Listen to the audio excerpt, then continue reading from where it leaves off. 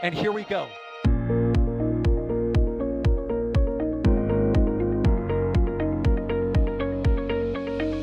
have liftoff. Propulsion continues to be nominal. R68 chamber pressure looks good. Following up. Roger, planet. Water towers, fly! Yes! Tango down to nominal. Flight downside FD off. Bring in FD off. It's orange! 25. Oh my god! Oh my god! Decollage. Look at this! Put that in the big bag, Eagle. 343 unfolds to go. Indeed. We rise together, back to the moon and beyond. The methane would be igniting in the flare, correct? Yikes. You dead? Sure.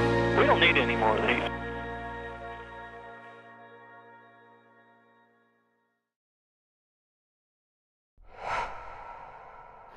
Good afternoon. You are taking a live look right now at Launch Complex 36 at the Cape Canaveral Space Force Station, where we have been seeing quite a bunch of activity this afternoon. So we are going live here with some New Glenn testing. That's Blue Origin's new rocket, hopefully set to fly maybe by the end of the year, if not soon. I am Sawyer Rosenstein, and I will be your host for this testing stream. I am, of course, not alone. I am also indeed joined by Ryan Weber. Ryan, how's it going? It's going great, Sawyer. How you doing? No, we're I mean, got a possible New Glenn testing here. Well, not possible. We know there's New Glenn testing, but kind of curious to see what we're gonna see. same. And the reason we're able to see a lot of stuff is because Max Evans is out in the field. How's it going, Max? Good afternoon, everybody. Yeah, we are back to some good old tank watching here on the Space Coast. New Glenn looks to be alive and a little bit frosty over on LC-36. So, got some flare stacks going, got some frost on GS1, and we see some vapor coming off of GS2. So, New Glenn is definitely alive. So, we know New Glenn or Blue Origin is under a push to get some milestones done before the end of the year in order to fly. So, we will see what we see today. We will certainly see. And we're also able to see what's going on with the help of Jay Keegan pushing the buttons, pulling the levers, and bringing the views to all of you. Now, if you have any questions about New Glenn, about the rocket, about the testing, what you're seeing on the screen, of course, you can tag us at NASASpaceflight, and we will do our best to answer as many of your questions as we can. So, Ryan, can you kind of give us a recap of what we've seen so far here, testing-wise, before we went on the air? Yeah, it's always really hard to tell from this distance too. I think I've seen the vehicle get frosty. I think they're in the process of loading right now because usually the flare stack you guys see over to your right over there, those are basically burn-offs for during tanking, basically help keep pressurization for the system and stuff like that. So a lot of times those are just kind of burning off what's in the system. And then there's two other flare stacks that are to the left off the screen, and those one pipes off the hydrogen, the other one pipes off the methane side.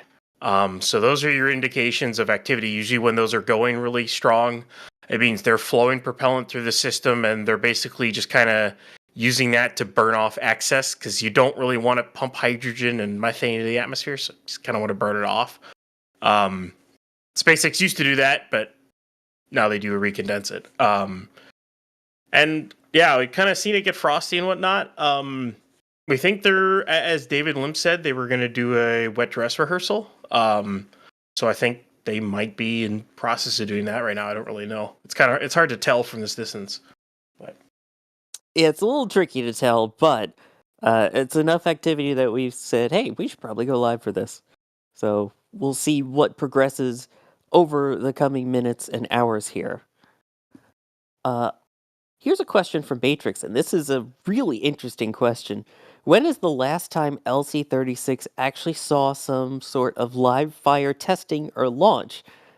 Well, I believe there's actually a caveat to that, because there used to be two pads at LC-36. There was A and B.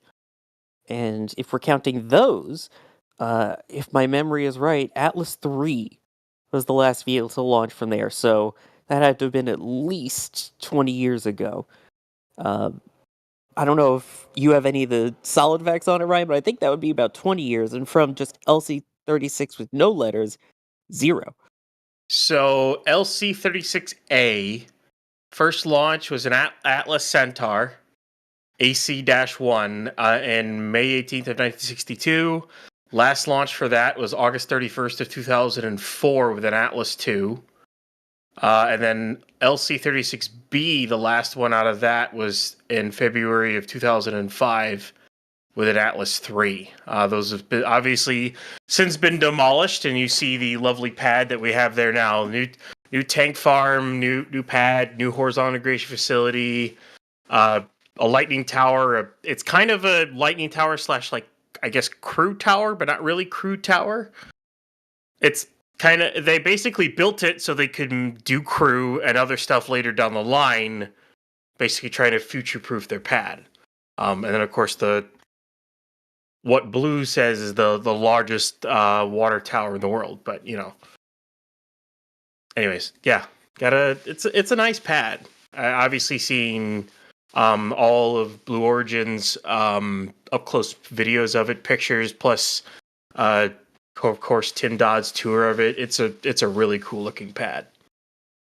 It really is. And it's also, crazy to think that it had the whole, pretty much Atlas 1 through 3. I believe there were 68 launches from A and 77 launches from B. So this was quite a busy area.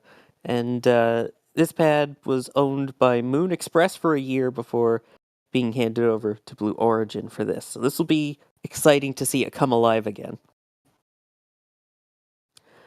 Foxtrap is wondering, will the booster land on this flight? If yes, where? I forget the name they call it. It's not. They don't call it a drone ship. What is it? It's Landing Platform Vessel 1. There you go. So their plan is to try that. Hence the name of GS1, which is their name, which is their designation for their first stage. So you're telling me there's a chance. They're gonna try. Let's just put it that way. They have a lot of experience with New Shepard. Granted, it's not an orbital class rocket, but experience is still experience. I mean, one way or the other. So it's a brand new rocket, it's brand new everything. So the engines have only been flight tested twice. So, obviously not the engines on here because they were dunked in the ocean with Vulcan, but they have flight test data on the ship anyway, on the engines anyways. But they're gonna try. Whether or not they succeed, I don't know. If they do, that'll be the first time ever anyone succeeded on the first try. But then again, not many people have tried. So yeah, that is true. And when you think about it, even so, there have only been 4 BE-4s that were launched. The 2 on Cert 1, then a 2 on Cert 2. This vehicle has 7. So this will be more BE-4 engines that have ever been ignited, basically, at once. Mats. Thank you very much, Mats Goslar, a name that we see here quite often, gifting 20 Red Team memberships. Wow. If you did get one of those, please make sure that you give them a big thank you. That is extremely generous. The question of the hour. I've seen a bunch of people asking it. AE Rocketry. Do you think they will light the engines or just run propellant through them?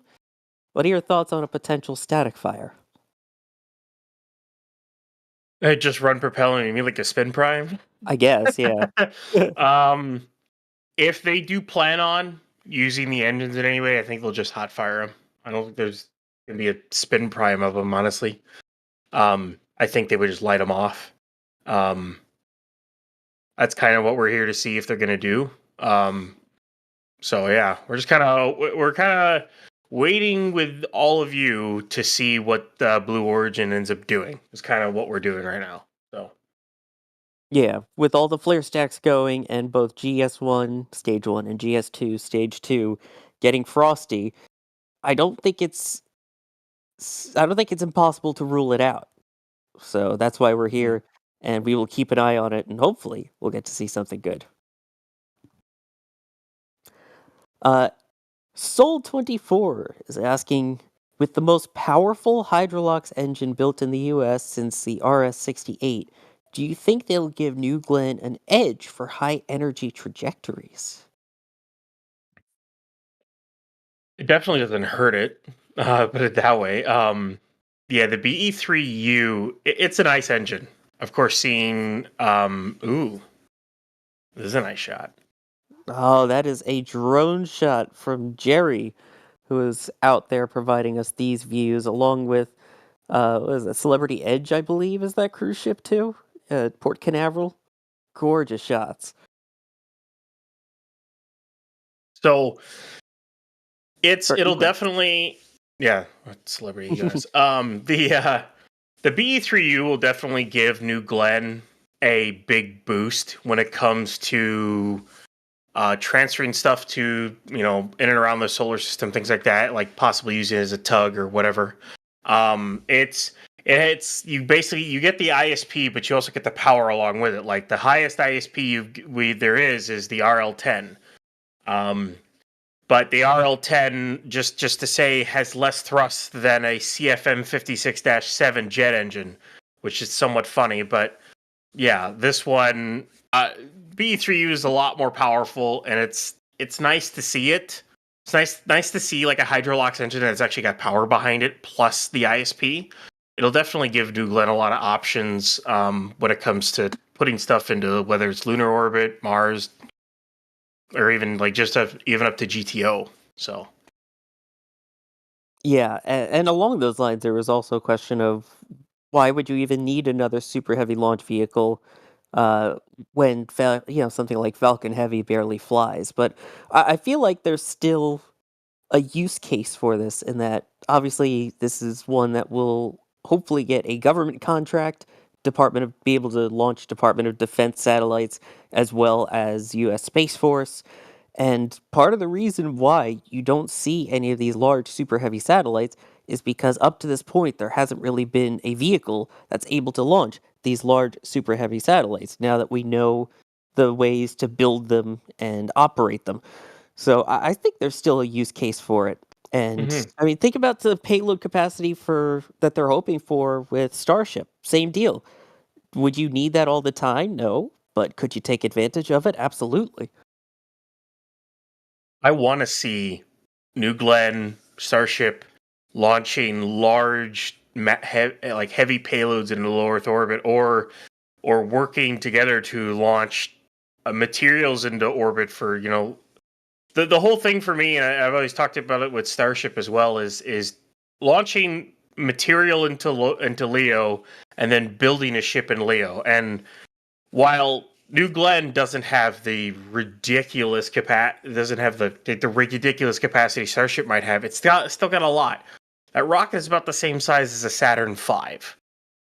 It's 8 meters wide all the way up, except for the engine skirt. But that thing is what? The full stack's 98 meters. Starship's 121 now. Counting Ship 33. But yeah. It's not small by any means. It looks small, kind of, because those towers are also gigantic, to say the least. But it's a giant rocket. Yeah, I mean, the towers, as you mentioned there, are also absolutely huge. Those are 175 meters tall, I believe, 570-ish feet tall. Sorry, Which is 7 meters. Yes, it is a 7-meter diameter. But yeah. So the scale is a little bit disproportionate for how big it really truly is there. Yeah. Let's see. As we take a look again, you've got views on the ground from Max on the right and Jerry Pike on the left, with the drone view providing us that great view. This is also a great way, Because we talk about the flare stacks, and most of the time they're stuck behind a tree. But this one, you can see just next to the water tower there, that flare stack, and that's the one that we typically see going, as you were saying earlier, during prop load or prop detank. Is that roughly right? Yeah, you'd use that to basically just burn off access as you're flowing propellants through to the pad and from the pad, more or less, and that's why they're off to the side like that. There, kind of like the. I mean, they only had a single one back at the good old suborbital tank farm down at Starbase, so, which I will say this feels like the really good old days of Starship tank watching when you had the long distance cameras. This is kind of feels like, because we're sitting here, they're loading, we don't really know what they're going to do, but we're kind of waiting to see what's going to happen, and it just feels like the good old days of tank watching. So we need a new name then, because obviously in this case we're not being Texas tank watchers, because we're on the Space Coast looking at it from Florida.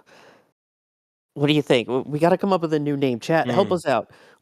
Instead of Texas tank watching, what should this one be? It's got to have that alliteration at least in the beginning. Because yeah, I mean, Florida tank watchers would be the obvious.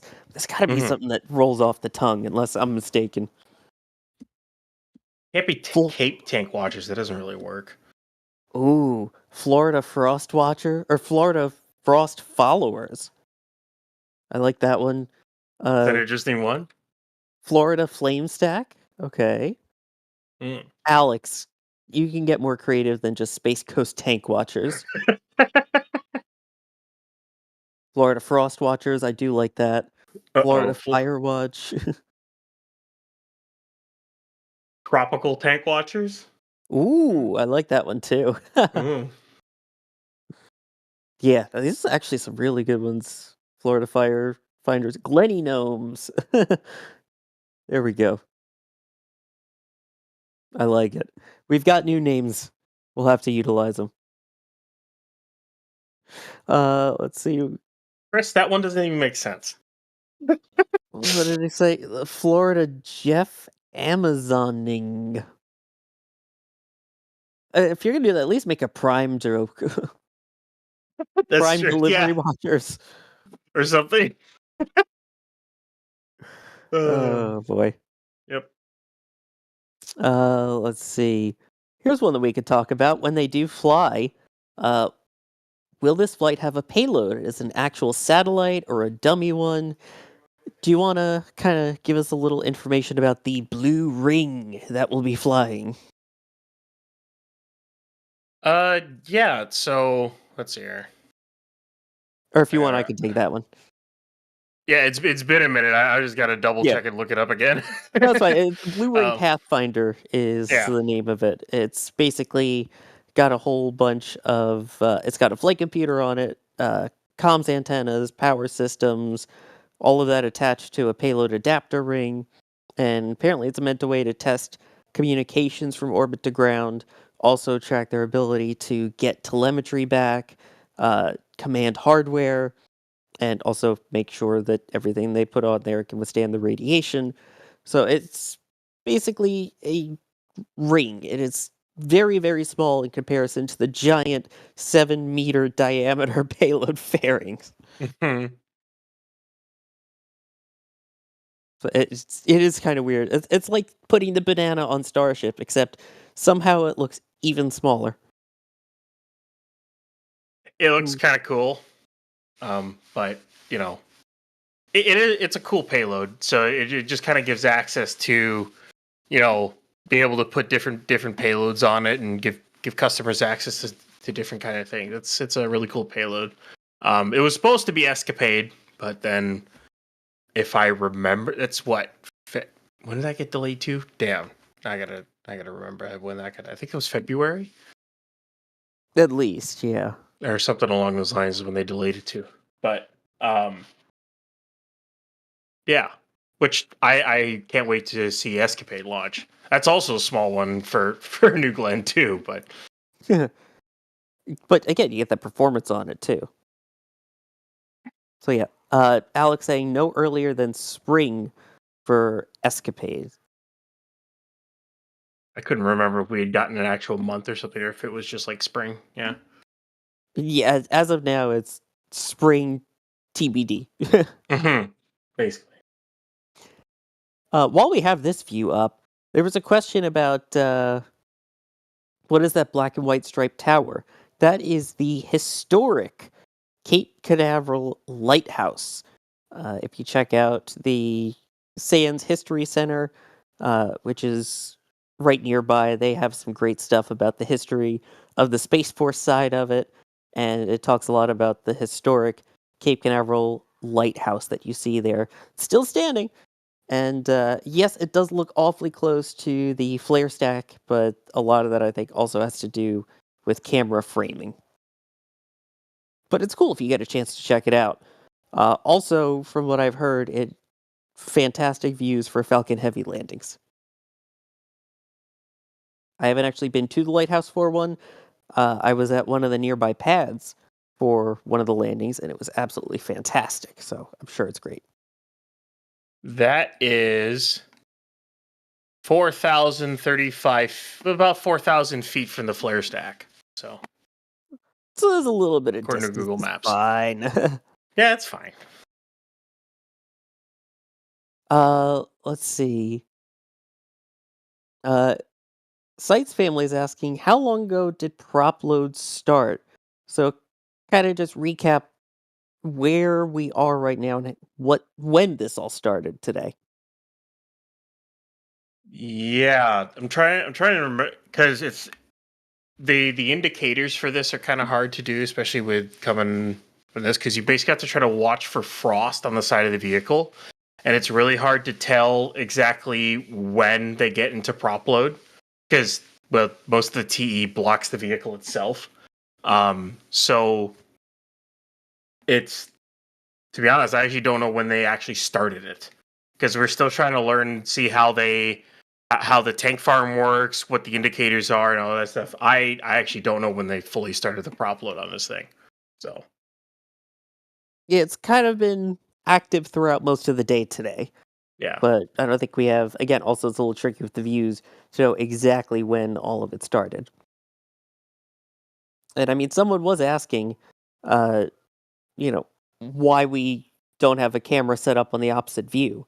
Well, the other options are on a boat, which, as you could see from the views there, the water certainly moving quite a bit today, so that would not be fun to try and watch a live camera bobbing up and down in the ocean. The other direction, you are on Cape Canaveral Space Force Station property, and it turns out they don't like you sneaking onto military bases to take video of their stuff.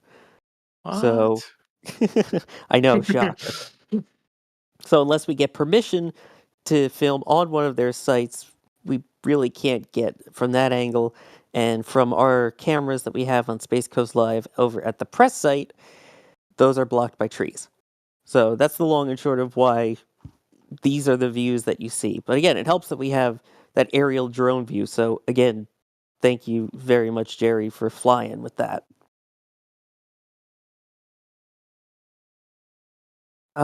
Starship 29 and B11 is asking, do you think Blue Origin will ever recover the upper stage of New Glenn? They are trying a what's called Jarvis, if I remember correctly. They are trying to develop one. I do not know how far along they are with it, but I suspect eventually they'll try to do that. Of course, for lighter payloads or other things like that, because obviously you lose payload capacity when you do reuse, because you have to save prop to come back or land it. So I think they're in the process of developing it. I don't really know how far along they are with it. I as of right now, they're going to really try to get, their goal at this point is to obviously get this testing figured out and whatnot. Get this first one launched, learn everything they can from it, however it goes. Whether it's fully successful or not, they're going to learn a lot from it and move forward with. They've got a lot of other first and second stages built in their factory, So they're going to start getting launches out of the way and trying to learn as much as they can and getting payloads into orbit. So There we go. Crunch Media is wondering, I'm around 50 miles north of the pad. Is there anything I could be expecting, or am I too far away to witness anything other than the launch? Unfortunately, unlike the regular launches, the static fires, even if you're relatively close, aren't going to be as spectacular as a launch. Max is currently out at Cars Park, which is about 10, 12 miles away, I believe, roughly. So even then, it might not be able to hear much from the static fire. We've seen that before with Falcon 9s over at Pad 40 and occasionally Falcon Heavies. So, or 7 miles. Thank you, Max. So we'll see. We're going to obviously keep an ear out if we can hear any testing sounds, anything like that, but it's very tricky to hear from that far away. So I guess stay tuned till the launch, which brings up the question from Mr. Banana here. Are we still looking at launching this month for the Maiden flight? It's going to be interesting. What do you think? Do you think they'll try for a launch before the end of the year? it's going to be tight. Especially with if they end up doing their static fire today, they still have to roll it back in, and obviously do whatever final checkouts they have to do and bring it back out. I'm kind of curious. I don't know if they'll be able to pull it off. I somewhat doubt it. I honestly think we're like first or second week of January for the maiden flight of this, which I mean, just hope it's not on the 10th of not like the 10th, 11th, 12th, 13th. I don't know, wherever that NASA 5 thing was looking at, you know. Yeah, because that was the 11th. Yeah, that was the 11th for that. I don't know if we want it right around there. That might be a lot all at once, but I kind of hope they get it off before Flight 7 of Starship. Yeah, plus we have members of the Cape team that roll out to Starbase, and then, obviously there's still other members at the Cape side, but yeah, I know Jack was saying that he wanted to potentially be there to see it, so let's do it right around Starship. Perfect. I could see, though, again, I'm sure Blue Origin wants to try for the end of the year. I'm sure that's their internal goal, but at this point, I think it would be safest to say probably January. So I'm not going to hold my breath, but they're going to try. Here's a interesting comparison. TM is asking, do you think Rocket Lab's Neutron will have more success than New Glenn? And in a way, I kind of think that's a little bit of apples to oranges, right?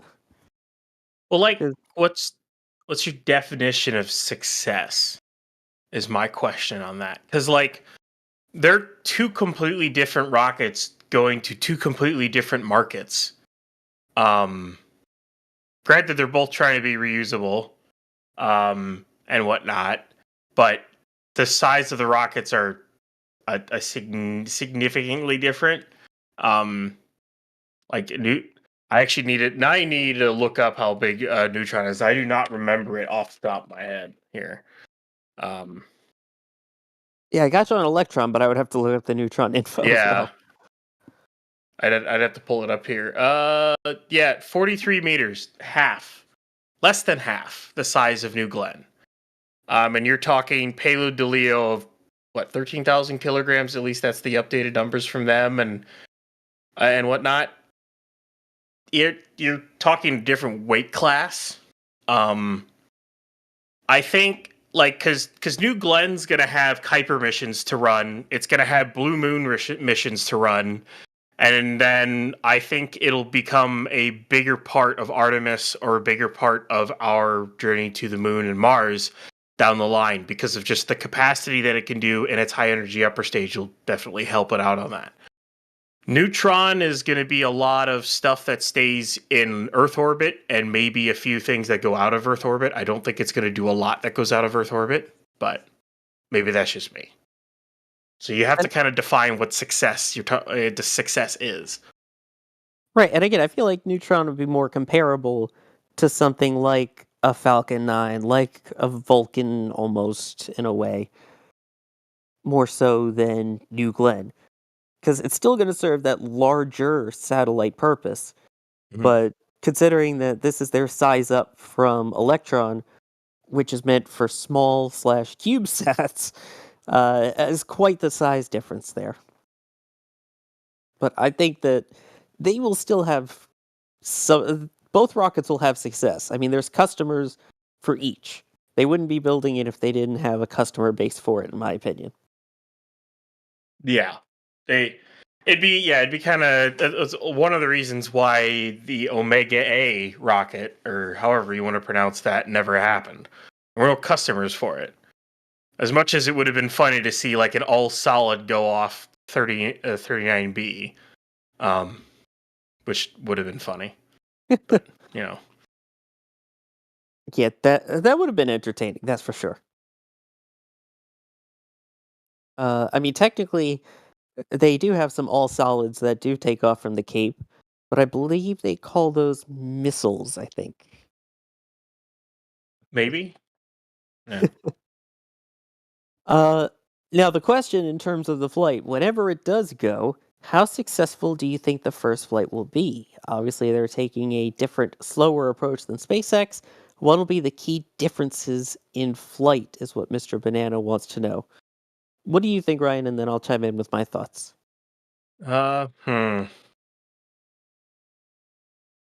Key differences. Well, okay. Taking a different, slower approach than SpaceX, you have to remember there's a significant difference between New Glenn and Starship. New Glenn is not a fully reusable vehicle. That's one. It is only partially right now. It is only this first stage. So I would akin its development to more of Falcon 9.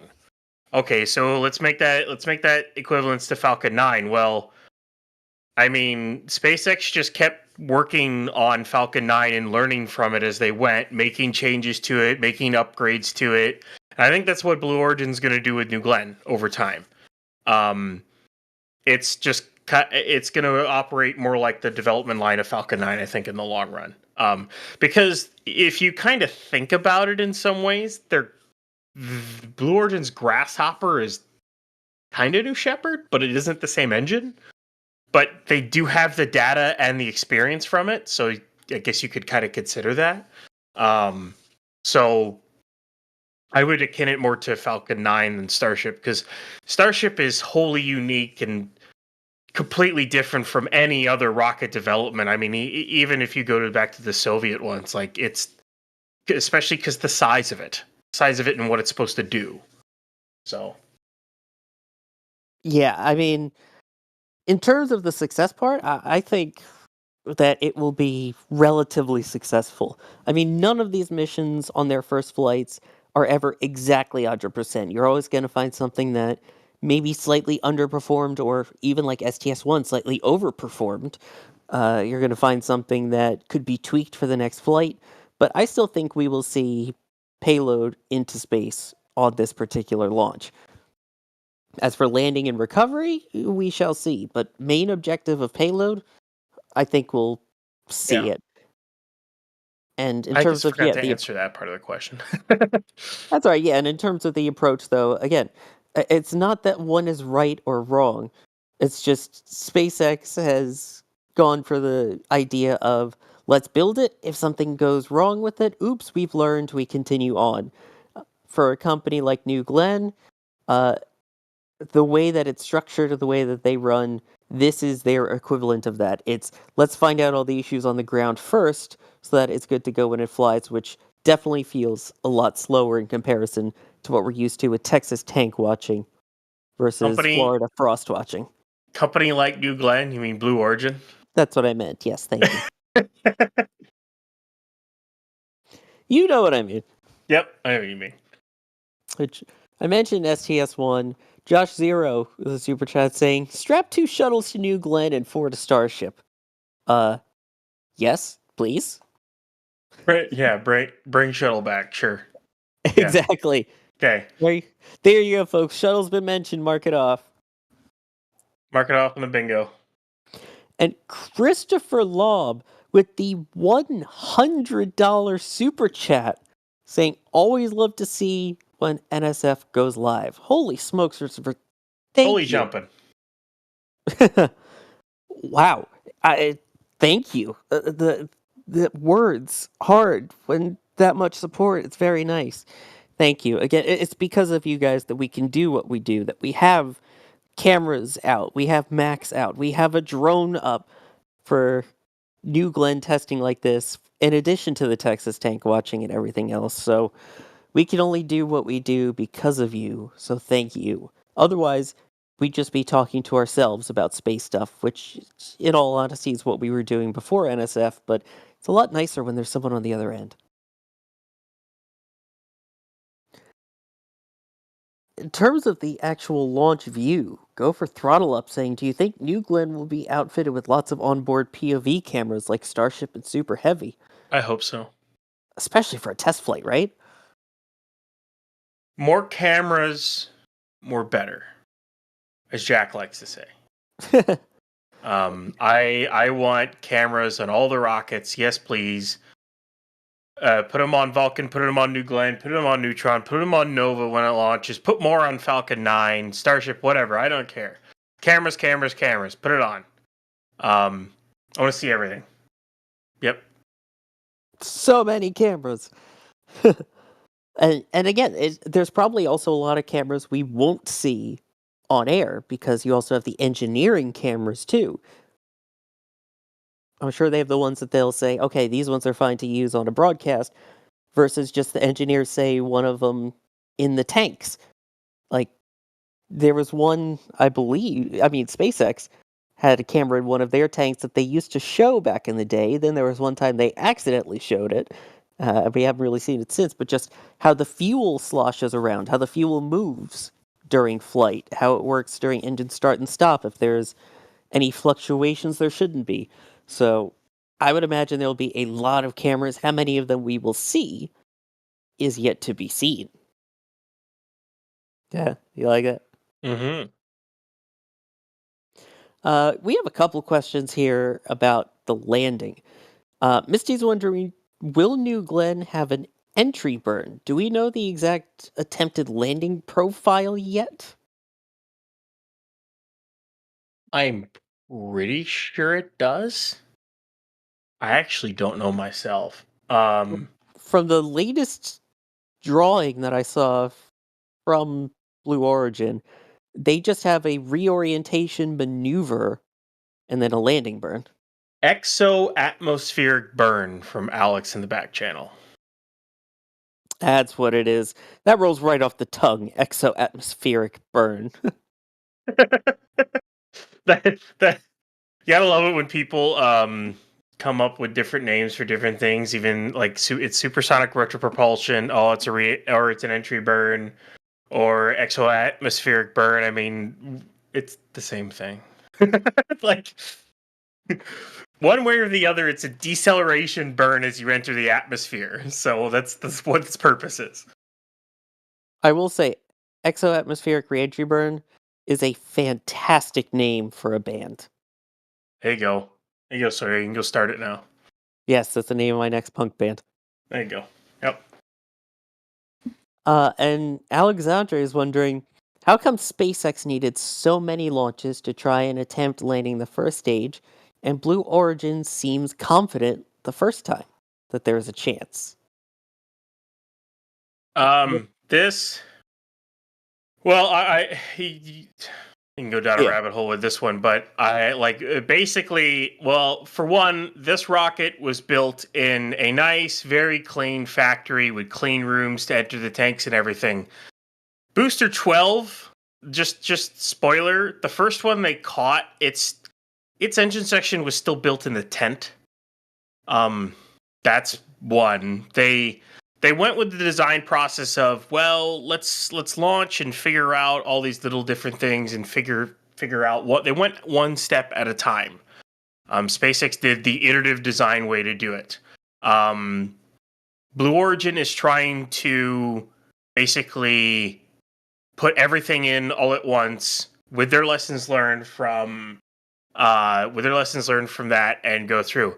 And also, like, you remember, SpaceX failed a lot.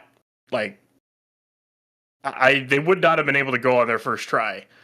You think Booster 7 could have done that? No. I mean, Booster 9 would not have been able to. It blew up. Booster 10 blew up. Booster 11, it might have been able to be caught. It might have. It looked like it sounded like it, from everything, it was dead on target. So they might have been able to with 11, but they ended up doing it with 12. And just as you saw, it's still not 100% because they missed with 13. So it's just one of those things. Plus, Starship is a lot more complicated. I don't want to say it's a lot more complicated than New Glenn. I'll just say it. New Glenn's got 7 engines. It's got 7. Starship is Super Heavy has 33. You know that we're both different people here as well. When your first thought is Starship and my first thought was Falcon 9. Well, I mean, yeah, you go to Falcon 9 too. They failed a lot of initial landings on Falcon 9. A lot of them. They were kind of learning and figure it out. So I guess it's just the different design processes, different ways of going about things. So, and I think it's safe to say I wouldn't be surprised to think that some of what Blue Origin is implementing is a result of stuff learned from SpaceX's past failures. I mean, again, as you mentioned, it took quite a while for them to actually get to that ability to land. Even if just talking about water landings, that took them 4 different tries they had 4 different splashdown attempts and only 2 of them actually splashed down properly. Then you had the land landing, took a while to finally get the barge landings, finally landing on CRS-8. It took quite a while. The other thing I didn't even mention with Starship is they're not landing it on landing legs. They're landing it on a pair of pins on arms on a tower. And they did it in after 1, 2, 3, 4. They did it after 5. You know, they did it on their fifth flight. Yeah, there's a lot of differences between the two. I honestly don't think they're gonna nail it on their first try. It's not easy to do. I honestly think it'll take them a few tries to nail it. I think they'll miss. I hope. I would love to see them to nail it, but I don't think they will. That's just me, though. I mean, I feel like they are going to try. I could see them getting close. But, yeah, I don't know if they'll nail the first landing. Although, then again, think about the first time they tried to catch a booster with the chopsticks. We thought there was no way that was going to work perfectly first time. And, yeah, Flight 5 happened. So, just an interesting thought. We'll see. I'm interested to see in chat what you guys think. If they're going to be able to nail the landing on the first try, get it close, or just miss.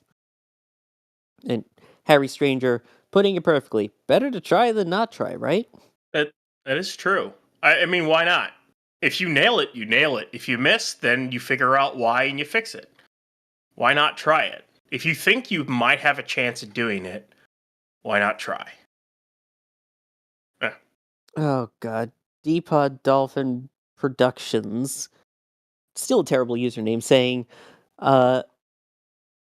they think 50-50 they'll stick it.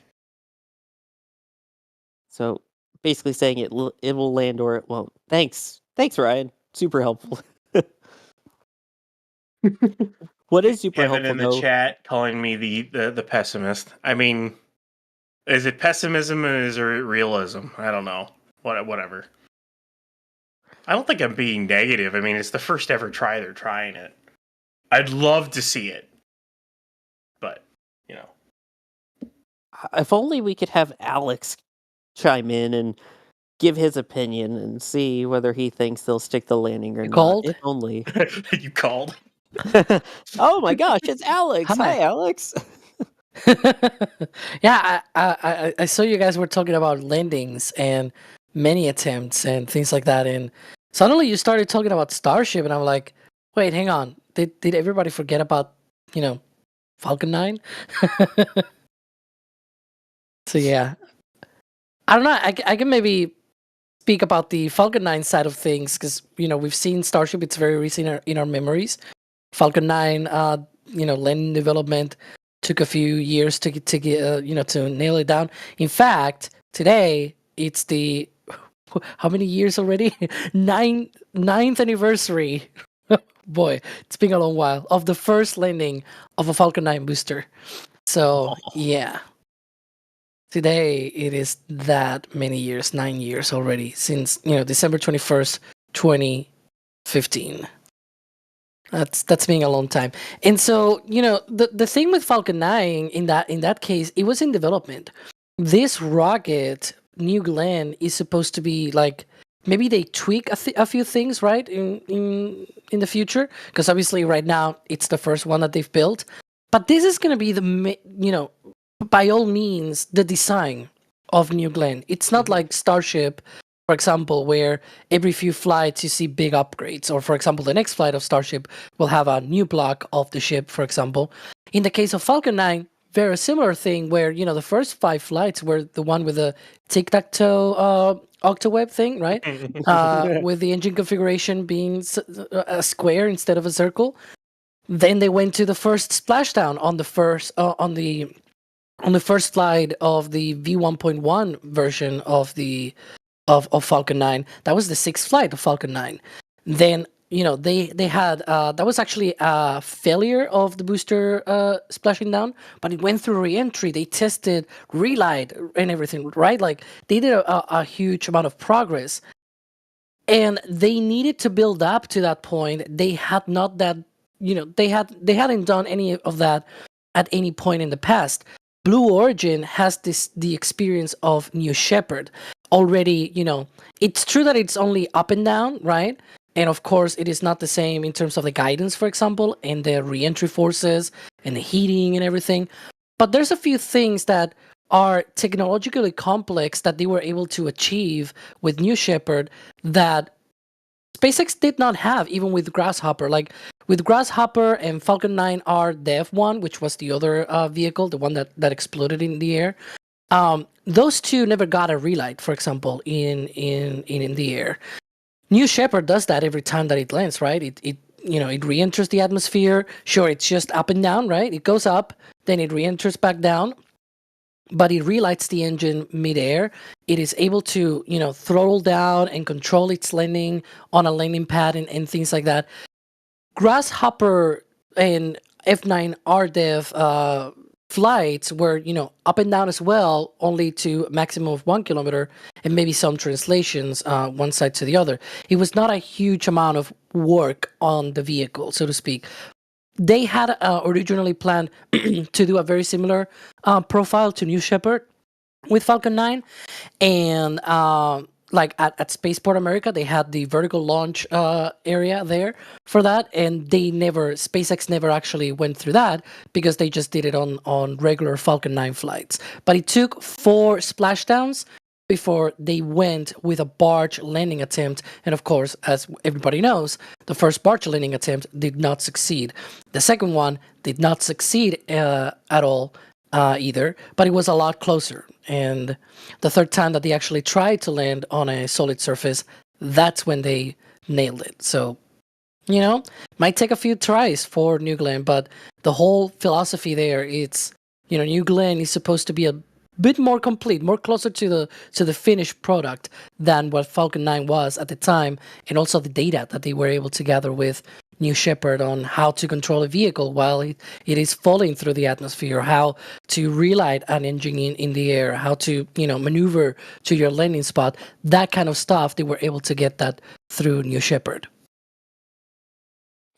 Yeah, and that's the other thing when, we're talking about the landing is they have some experience. Again, while it's a different engine, a different trajectory in a way, it is still propulsive landing.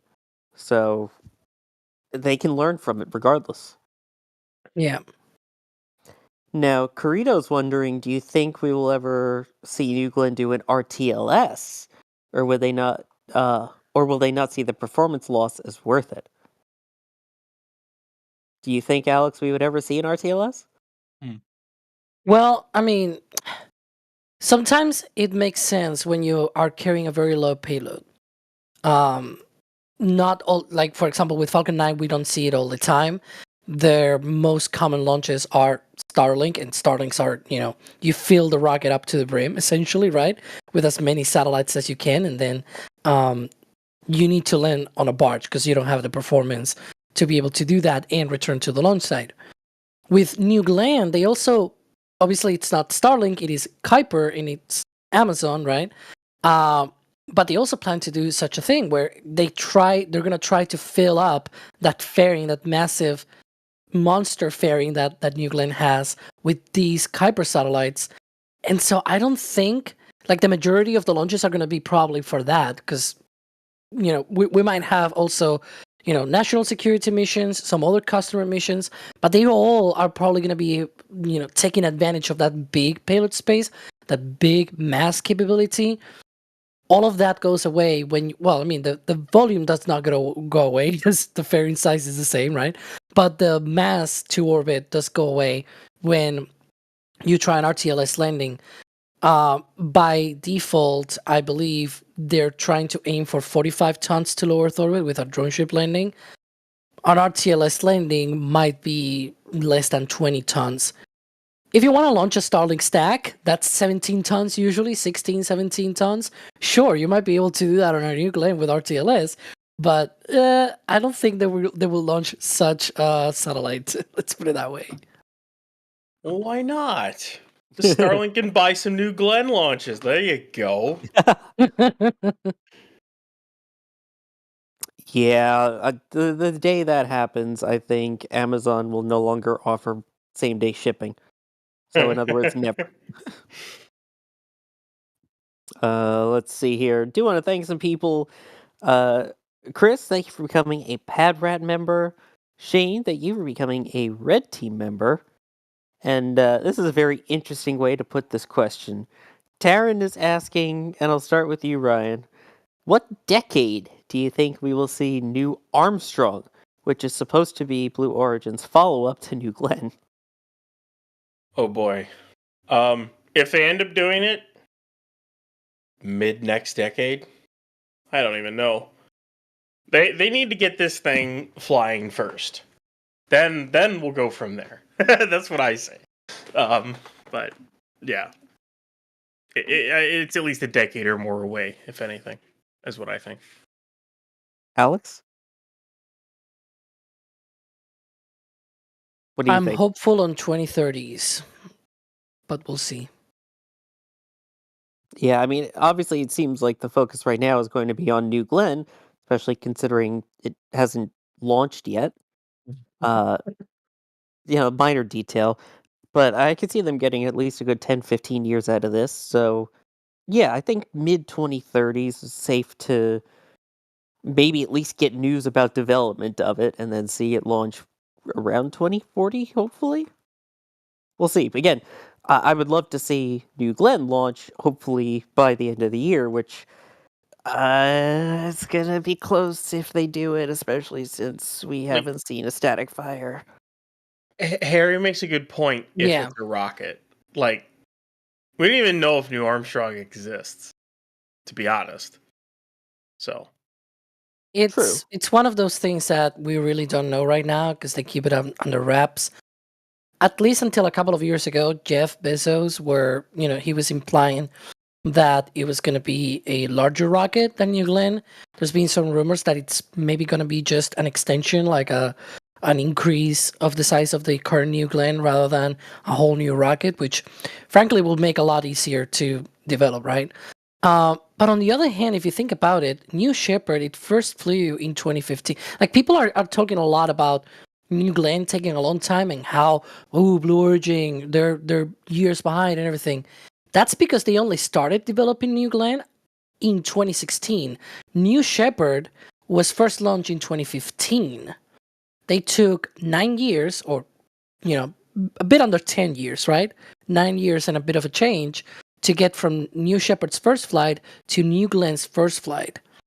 If New Armstrong were to come up in 9 years from now, that's 2034, right? 2033. So who knows? Like it's not outlandish to think that such a vehicle could be developed also in a 9-year timeline. But we'll see, right? It's whatever happens, we really don't know what New Armstrong really looks like, but And again, it could also be to the point where you get to something like an Atlas or Delta family where you've got a design that works, it works pretty darn well, and then over time you just make some upgrades to it. Like you would go from, Atlas 1 to 2, Atlas or Delta 4 to Delta 4 medium, Delta 4 heavy, some kind of iteration Falcon of it. 1 to Falcon 5 to wait. Whoops. Falcon 1 to Falcon 9. My bad. Oh, Falcon 5 was Falcon great. X. No. What? Oh, these are some old flashbacks there. Jeez. yeah. And let's yeah. and let's remember that New Glenn. I say it started development in 2016, but that was actually more like when they announced New Glenn properly. It was actually the same year as as SpaceX announced the Interplanetary Transport System, which then later became Starship. So the announcements came pretty much at about the same time in the history.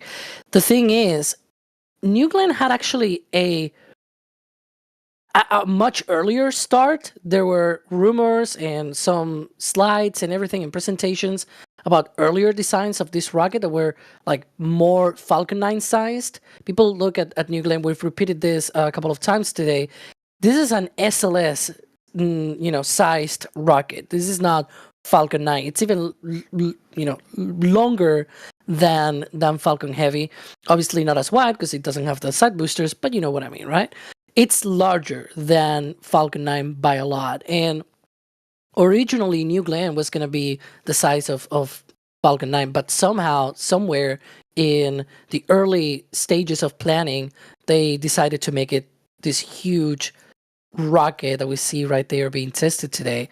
So that also probably was baked into these, changes and delays before they formally announced it in 2016. They could have easily just done the other one, right? That was smaller.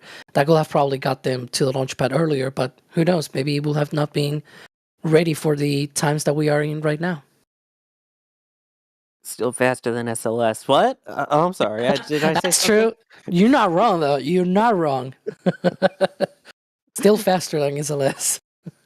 Sorry, I need to. I mean, if you just look at Starship alone, I mean, they announced MCT, then ITS, did some stuff with IT, tried to make a tank with ITS, and then they switched to stainless steel and everything. And I mean, they only actually got into space with SECO early this year. That's it. That's the first time they got there. Technically, they haven't gotten into a 4 orbit yet, even though all they would need to do is fire the engines for a little bit, for a few more seconds. But, I mean, the only reason why people seem to go against them is because you didn't really see anything from Blue Origin. A lot of stuff was just in their factory. And now here they are pushing for it, and we'll see if they make it by the end of the year. I think it'll be first week of January, but yeah. I think so too. And one of the fun things to do is to actually go back through the Cape flyovers that we do. I mean, obviously, the latest flyover, you've got New Glenn out there, you've got all the activity going on, but it's just to see how the Blue Origin facility has progressed, how it's changed over the years. When we flew and we could see the first stage in 2CAT, the second stage cleaning and testing facility where they were doing testing on that. The first time we looked inside one of the little one of the doors of the hangars where you could start to see part of the design. The first time they rolled out the Pathfinder vehicle. Just the progression is actually impressive when you put it on that scale of just going back through the timelines from, oh, here we're starting to see some stuff that looks like it's being ready for New Glenn testing, to right now we see it frosty at the pad. Let's see here. We saw a question earlier. I saw someone asking, is it normal to see the smoke and the fire coming off the screen there? And you could see it behind the trees there. Yes, that is part of the flare stacks. And there's a couple of flare stacks there, right, Alex? Yeah, they have two on two different locations. So they have two on the left-hand side and two on the right-hand side. And you'll notice, so the reason why they have two in different sites, I'm going to tackle that one first, and then the different sites, what it means. So they have two per site because they have two very flammable fuels. So the first stage is fueled by liquid methane, liquefied natural gas, but essentially liquid methane. And one of the things is that so the other fuel, is hydrogen. So one of the things that happens is that obviously you don't want that to be escaping out. The hydrogen is very flammable and explosive as well if it concentrates and things like that. And the methane, obviously, if you burn it off, it doesn't contribute as much to global warming and all that jazz. With all of the stuff about the environment and everything. But even then, it's still very fair to say let's burn it off, because it can also be a hazard in the sense of it being flammable if it concentrates in some areas. But the reason why there are two different locations for these two, so there's like two flares, right? It's just down to what Ryan was explaining before, where one it's near the storage tanks at the tank farm. Those are the ones on the left, and the ones on the right, we can see more the one for methane, if I'm not mistaken, because it's like more orangey burning, whereas the hydrogen is more clear burning. The clear burning one, that's the hydrogen one. But there you can see a lot of smoke. I think actually the smoke is coming from the hydrogen one, might be. I don't know. Because sometimes I see. Hard to tell. Yeah. Those two flare stacks over there by the water tower are very close together, so it's hard to tell if both or just one of them is running. But I can almost say for certain at least both methane ones are running right now. So yeah.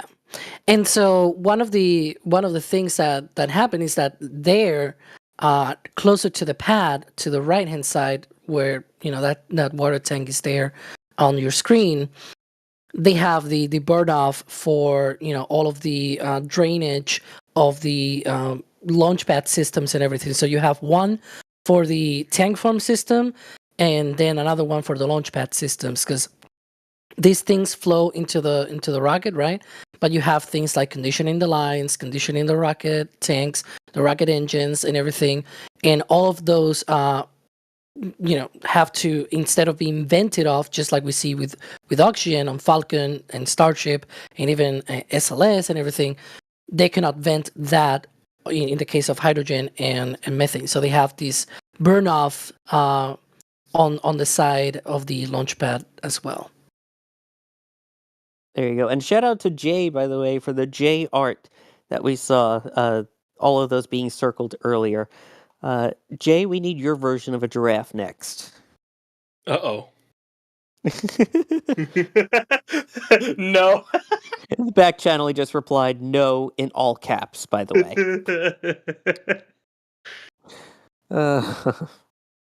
Sorry, I said hydrogen before about the smoke. No, it's the methane. I misspoke. People are correcting me in chat, and I was like, wait, I said hydrogen? I said hydrogen. I just listened back to myself. So yeah, it's methane, the one with the smoke. Sorry. Yeah.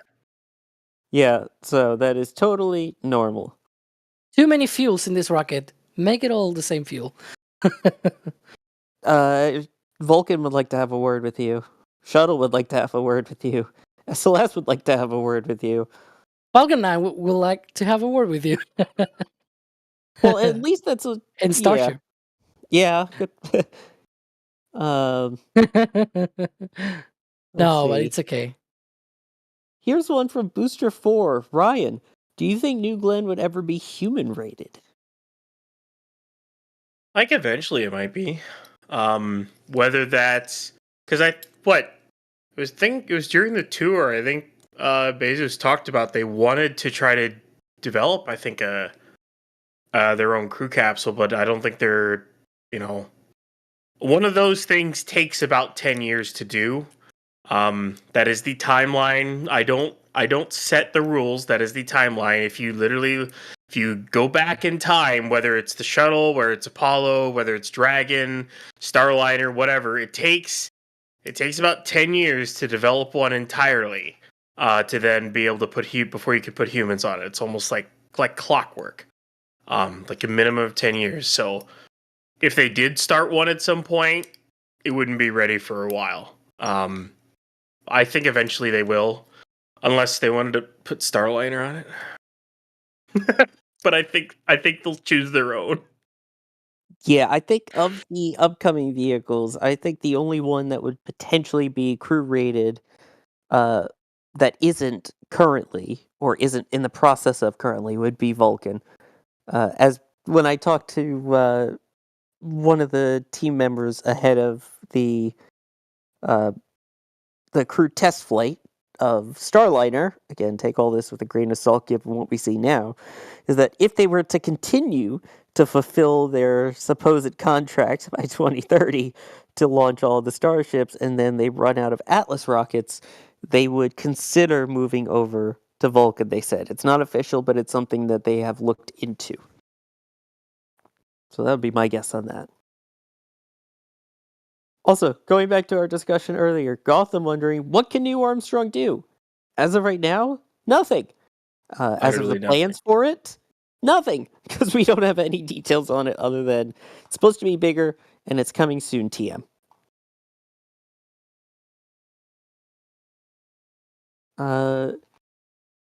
Here's one while we're talking about the theoreticals. Alex, I know I asked Ryan this earlier, but do you think that we could see Blue Origin developing a reusable second stage for New Glenn at some point in the future? Well, I mean, they're trying to get that case closed, right? For a reusable second stage, is what so Jeff talked with Tim on that tour of their factory about how they have right now the expendable second stage, right? But they are also looking into a reusable second stage, and so they have two different projects running in parallel right now where you try to make the expendable second stage as cheap to produce as possible. And on the other hand, you try to make the second stage, the reusable second stage, to be as low refurbishment as possible to get it, rapidly reusable and be able to get that case closed. Because obviously if you re-enter with your second stage, but then you need a lot of work to make it fly again, then and you obviously probably need like a lot of hardware to put on it. We see that with Starship, right, where you have a heat shield, you have flaps and things like that. Stoke is going another route as well with like this aerospike regeneratively cooled heat shield and everything. So you need to all of those extra systems that you add, right? Are they going to be able to be turned around? Are they going to be able to be refurbished quickly and fly again very quickly? That's sort of the case that they're doing right now. In very Blue Origin fashion, they're not doing that by flying some prototype second stage. They started with a Clipper program by building the Jarvis prototype, and they really have not done anything else, at least in public, that we have seen. We do these KSC flyovers, right? We've seen some steel rings and things like that. They have the original Jarvis tank out there at LC-12 north of LC-36, but we really haven't seen anything else. They have this set of tents at LC-36 where they do most of the second stage, reusable second stage development. Yeah, okay. Harry Stranger is checking me in chat, saying they did a few Jarvis tanks. OG Jarvis was scrapped. Okay, well, I somewhat remembered that they moved it to some place, might have been scrapped. But we've seen also other stuff near LC-12 as well. Might have to do with that. We really don't know, but we're seeing activity, right? And again, in very Blue Origin fashion, it's not by flying the second stage, just like we've seen with Starship. Like, let's just put it on the rocket and fly it and see what happens, and let's forget about studies and things like that. So I don't know. Maybe one day they'll do that, but for now, it's all in blueprints and some steel rings here and there. Yeah, I remember editing the flyover when Jarvis was gone. It was a sad day. Rip Jarvis. Let's see here. There was a question I saw in chat from Harry Stranger. I have to ask it. Ryan, what are the 2 towers? Nothing important. That's all. Nothing important at all. They don't do anything to help anything. They're just there to look pretty. Sarcasm, Yeah. sarcasm. They're lightning towers. One's a lightning tower. The other one's a more or less a fixed service structure, but doesn't actually service anything. So, yeah. I'm pretty sure it's called a vehicle access tower. It's the official name for the other one. Which is saying funny. lightning rods. They're not lightning funny. rods. It's funny. They call it the vehicle access tower, but there's no way to access the vehicle from the tower Yet. Yeah. And those things on the top, those are not lightning rods. They're actually fiberglass, if I'm not mistaken, so they will not attract any lightning onto them. But they hold cables, and those cables are the ones that do attract the lightning. And so they are catenary towers. Oh my gosh. But yeah, I always have, even in Spanish, the version of that word in Spanish, I have very... it's very hard to pronounce. But yeah, essentially just hanging cables out of them to attract the lightning. And sort of it forms this Faraday cage around the rocket. Just call them Jake towers. Or Jake wires, because they're catenary. Oh my goodness. Haven't made that Can many we- puns yet on this. Come on. Catenary. Oh my goodness. Yeah, I cannot pronounce that. I'm sorry. It's my squirrels, I guess. Oh no, we found Alex's weakness. Also worth noting, in terms of the size of things here, I mean, talking about the 2 towers, it doesn't look like the rocket's that big in comparison to those until you realize that the 2 towers are 175 meters, or about 570 feet tall.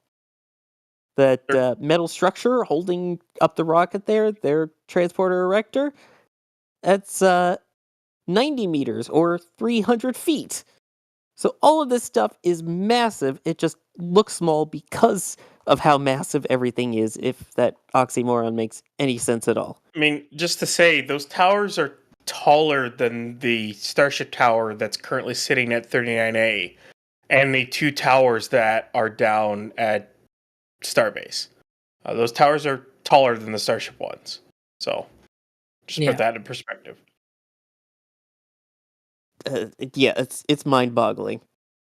Actually, the tallest structure on the Space Coast, even taller than the VAB. But it doesn't have its own weather like the VAB does. No, It does attract lightning, though. I mean, do that. True, but I mean, the VAB is so VAB is tall that cooler. there would literally be clouds inside of the VAB. Oh, 39B towers are taller? Even taller than these towers? I need to check that out. Okay, yep. No, time to look. Because these are Everyone- like, what, 150 or something? 200 meters? The ones at 39B? Wow, okay. That's I didn't even realize they were that big. That completely, yeah, wow. 200 meters. I may just be blind to it because, again, used to being around them so often, but I didn't realize they were that tall. Holy cow. 180. Wait. 182. Or 39B? They're 600 feet, according Okay, to one of NASA's, according to NASA.gov. Which is Yeah, so that's 36 feet 180. taller. Yeah.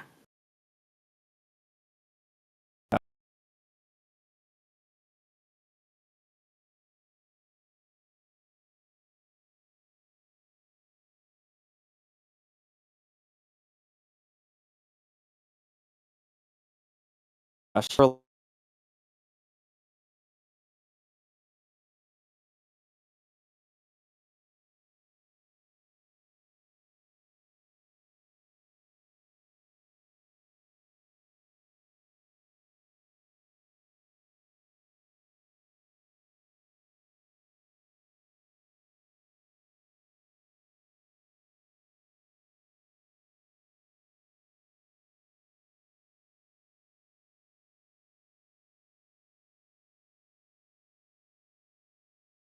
We back? We're back 5x5s. If you can still hear me. And we should be back. There we go. Now I see all the 5x5s in chat. Thank There you, we go. everyone. We are back. There we go. Kevin paid the internet bill. Now we're good. Someone tripped over a cable. We won't name names. We had technical difficulties. Please stand by. They tripped over a catenary wire, you mean? Yeah. Cat on a keyboard.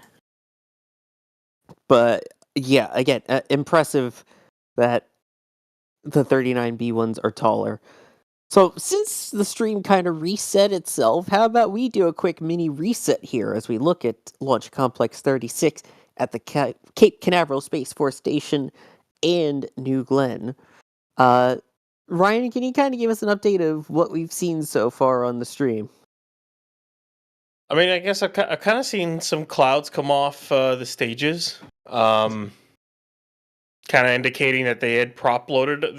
They are in prop load, or at least they're might be fully loaded. It's kind of hard to tell because, I mean, lighting and angle, it's really hard to tell. But the flare stacks are still going, so they're still doing stuff with their tank farm. So we'll see. We're sitting and waiting along. You guys are good old Florida tank watching, whatever you want to call it here. So yeah, and Alex, I mean, they've been testing for a little bit throughout the day, right? Yeah, pretty much the entire afternoon. I started watching, might have been at 10, 11 a.m. And I already started seeing like flare activity and also venting from the tanks and everything. It's been going for a while. And even the flare stacks, I think they were active even when it was nighttime. So that's how early things probably started in terms of the tank farm, because usually when you are loading a rocket, with cryogenics and everything, we see that all the time with Starship, we see that all the time with Falcon 9 as well, and pretty much any other rocket that uses cryogenics. There's a lot of lead time on the tank farm conditioning and everything, and we saw already that that flare stack activity when it was still nighttime, and it's about to be sunset here, so that's how long they've been going through all of this. Reminds me of the old days of Starship, tank watching. we would spend the whole day essentially. Yeah, it's quite a long tanking and testing procedure, it seems like here, but this is a brand new vehicle that has never flown before. The engines have not all been fired simultaneously before, which the hope is maybe static fire soon? ? Unknown, but Yeah. we'll see what happens. So a lot to keep an eye on there, but that is where we're at right now, at least in the testing. Let's see. All the people basically saying, blaming who it was that knocked out the internet. Uh, but Lenny James, basically, can we see anything else going on right now? It's kind of hard just because of the publicly available angles that we're at. Can't get exact stuff, but we know it's frosty. Yeah, we've seen venting and condensation. The first stage, it is not insulated. The second stage is, but sometimes you see some venting from the liquid oxygen tank, because that's the only tank that they can vent, right, on both stages. They have a liquid oxygen tank on the first stage, a liquid oxygen tank on the second stage, and that's the only one that, the only two tanks that they can vent out of New Glenn. Sorry. And we've seen frost on the booster because it's not insulated. The second stage is, but we still see sometimes, this venting from the oxygen tanks I was saying. So for the moment, it's loaded. We don't know how much. We're not as close as, for example, with Starship, where you can see the frost line, and it's also a wide vehicle. So frost on a wide vehicle, it's quite hard to see. We say that with Falcon 9, for example, where on a new booster, it's super complicated to see the frost rise. Maybe you see some condensation, that humidity of the air turning into water vapor and everything. But that it's really complicated to see when it is new, and when it's sooty, we can see the frost starting to stick and everything. Right now, of course, New Glenn, I don't expect it to become sooty at all in the future. Do you guys think? Because it uses methane, right? So it will not turn sooty or anything. Maybe some scorch marks here and there, but yeah, we'll see. Yeah, that is an interesting question. Do you think we'll see sooty boosters, in other words, reflights of New Glenn soon? I mean, they're going to try for the catch, and I think it may be a bit before they do. But when do you think, if they launch within the next month or so, let's say either the end of this year, which is their ultimate goal, or beginning of next year, when do you think we would potentially see the reflight of a booster? I know this is thinking way in advance here, but Ryan, what do you think? Reflight of a booster. That is a tough one. First, they obviously have to land one, and then they have to. Then they have to basically understand and look at it, because it won't be the first one they. It's going to be several flights down the line. It's hard to pick a number. It really depends on when they land it and what they learn, and everything else that goes along with it. That's kind of really an open question. There's a lot of variables to that. Yeah, it's a lot of ifs. Alex, any thoughts? Again, I know it's a hard question. What was again? Sorry. When do you think we would ever see, or when do you think we would see the reflight of a New Glenn first stage?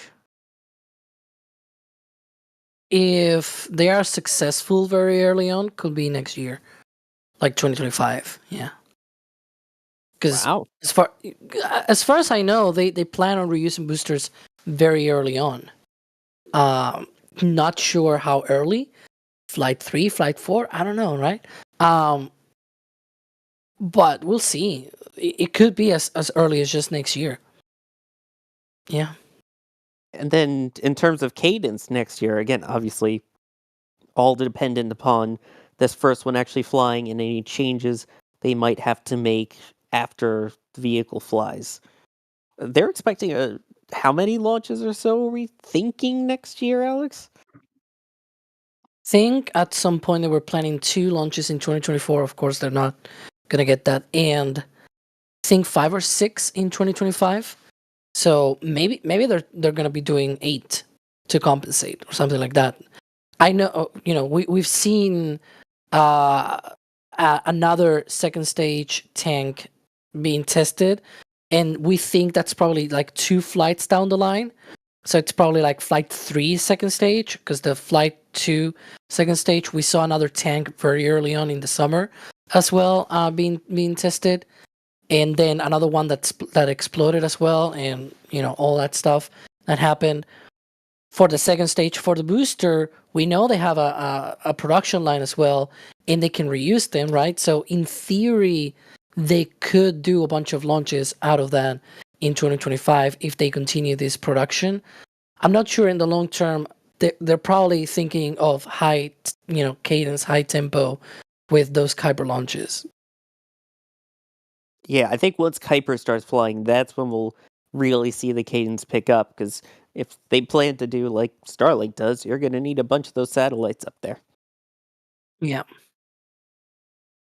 Here's a question from, I always have to emphasize, not our Adrian, but Adrian. Ryan, can New Glenn do a spin prime, or is that something specific to Raptor? They could do it. I mean, they can just spin up the LOX pump. That's in fact what happens on Raptor when they do a spin prime. Because on the spin prime, they only spin up the oxidizer pump on the Raptor. So they don't do the... I mean, you could also, like in theory, you could spin up the two pumps. But one of the things that happens with full flow stage combustion on the Raptor is that it is, connected to the preburner and things like that. And so you have the potential of just, accidentally hard starting the engine or something like that. So you don't want that. You just want starting up the pumps. They do that with the oxidizer pump. If they do a preburner test, they do the fuel preburner and they start both pumps, but they only start one preburner, and then full engine ignition. We have a whole video about Raptor startup and everything coming up soon. You'll see that in more detail. In the case of B4, it doesn't have a fuel preburner, but it does have a fuel pump, of course, because otherwise it doesn't have a way of... it doesn't have a fuel preburner. It has an oxidizer preburner in both pumps. So, but the oxidizer preburner runs both pumps, so it drives both of them. And so one of the things that happens, of course, is when you spin up the engine, then if you spin up that turbine, you're spinning up both pumps, which in theory you could do if you don't do any ignition, right? Any igniter. Turn the igniters on, yeah. Exactly. You could, in theory, do that, and that's okay. I'm not sure if they do that with B4, but in theory, on paper, something like that could be doable. And I think, in fact, not with B4, but Archimedes from Rocket Lab, they have done that prior to the static fire test. So, yeah. I know. I've been writing that Raptor video for a year. Okay, yeah, I know. But it's very long. It's a 40-minute, 50-minute video. You have to explain a lot. There's a lot of little things you gotta talk about, and also there's a lot of other videos that I'm working on right now. I said it yesterday. There's like 4 other videos that I'm working on. I just completed right now, like 2 or 3 hours ago, the Starbase update for next week. So of course there's like 1,000 things on my to-do list, and it's never ending. And for all you of the Starship people, we'll have a Block 2 video out. I literally just finished off the script today, so it'll come out at some point here in the next couple of weeks. Hope try to get it right before launch of Flight 7. So you're saying there's a lock still to do. Exactly. I guess a methane still to do in addition to Can I do a plug just because I'm working on that video, and we're also doing community stuff. So we have a video coming up, hopefully next week in the at the start of the year. It is looking forward to 2025, and we're having polls for the community. So if you go to our channel on the community tab, we're throwing out to the community polls about that. Those are going to be featured on that video. We're talking about things that may happen in 2025, things like what Starship milestones you like to see in 2025, the cadence of Falcon 9 flights, how who's going to be the next one landing on the moon for a private company, things like that. We're going to have all of those coming up in the next week or so. Do participate, because we're going to take all of that. Also the comments on that community. So there's going to be that community poll out, and then you can comment on it. We may look through those comments as well. I'm actually going through and taking some ideas as well to include on the video, and we may include some of your comments there. So definitely check that out, because you may feature, you may be on this video coming up at the beginning of the year. So, yeah, that's my plug. Yes, Kevin Michael Reed also plugging the link to it Yeah. in the chat, so go ahead and click on that. Also, fun fact, because our channel name has an @ in it, the submitted questions section that we have here for when you tag at NASASpaceflight is mainly just filled with Kevin posting the link. Now, here's one that I saw earlier, and I know we get into all the details and the turbo pumps and this thing like that, but there's been some discussion going on about the different stages of the rocket. Is it a single stage? First stage reusability. Thanks, Kevin. Can we kind of just go through a quick rundown of New Glenn? Because we don't really talk that much about the design of the vehicle, the diameter, how many engines it has on each stage. Ryan, do you want to take that one? Yeah, we can start at the bottom. We can start at the bottom and go up. So GS1 or first stage for New Glenn, 7-meter wide. It's got 7 BE4s in it. Oxygen-rich staged combustion engine, and in fact, I mean it's a nice engine. You talk about BE4 versus Raptor. I mean, Raptor's another level of an engine, but if Raptor weren't around, BE4 would be like top tier, literally top of the line engine for the United States right now. But hooks into that stage. Stage has got strakes. It's got 2 strakes. It's got 4 controlling fins for reentry as well as landing legs. Then there's the midsection, or otherwise known as, what is it called? The forward module, if I remember correctly, that goes right on top. That is where the fins are. And then goes the second stage, which is a pair of BE3Us hooked to that stage, which is first stage is LOX and methane, second stage is hydrogen and LOX. So hydrolox and methalox. And that pair of BE3Us is what powers the second stage, and then you go up to a gigantic fairing at the top, and that is 22 meters all in of itself.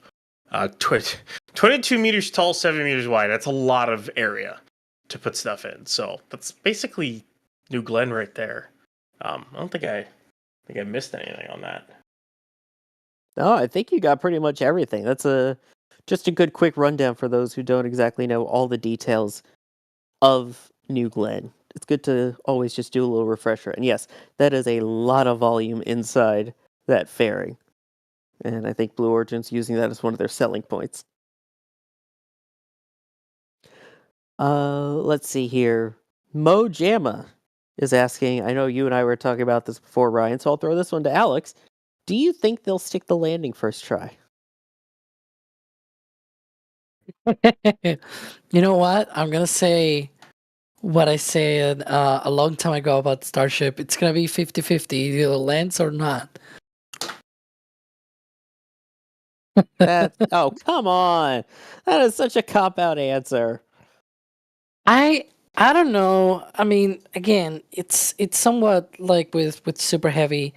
Well, in the case of Super Heavy, after a splashdown in the ocean with Booster 11 and many other flights as well prior to that and everything, when Booster 12 came around, I said, well, if they are actually go for a tower catch, after all those health checks and everything, I said it's gonna it's gonna actually land on the chopsticks. That I was able to have some priors, some way of guessing properly. With this, it's like it's the first launch, right? I have nothing beforehand. I know they have done New Shepard, but New Shepard uses a different engine and things like that. We don't really know, right?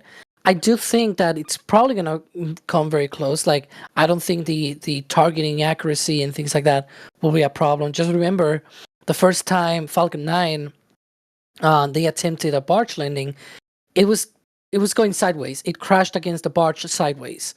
Like, it was not even vertical when it hit the barge. But as Wine Shot will said, at least they hit the barge, right? Like, that is a very... Yeah, it's a long ways out in the middle of the ocean. In the case of New Glenn's first landing, that's going to be 620 kilometers downrange. That is a long way to go.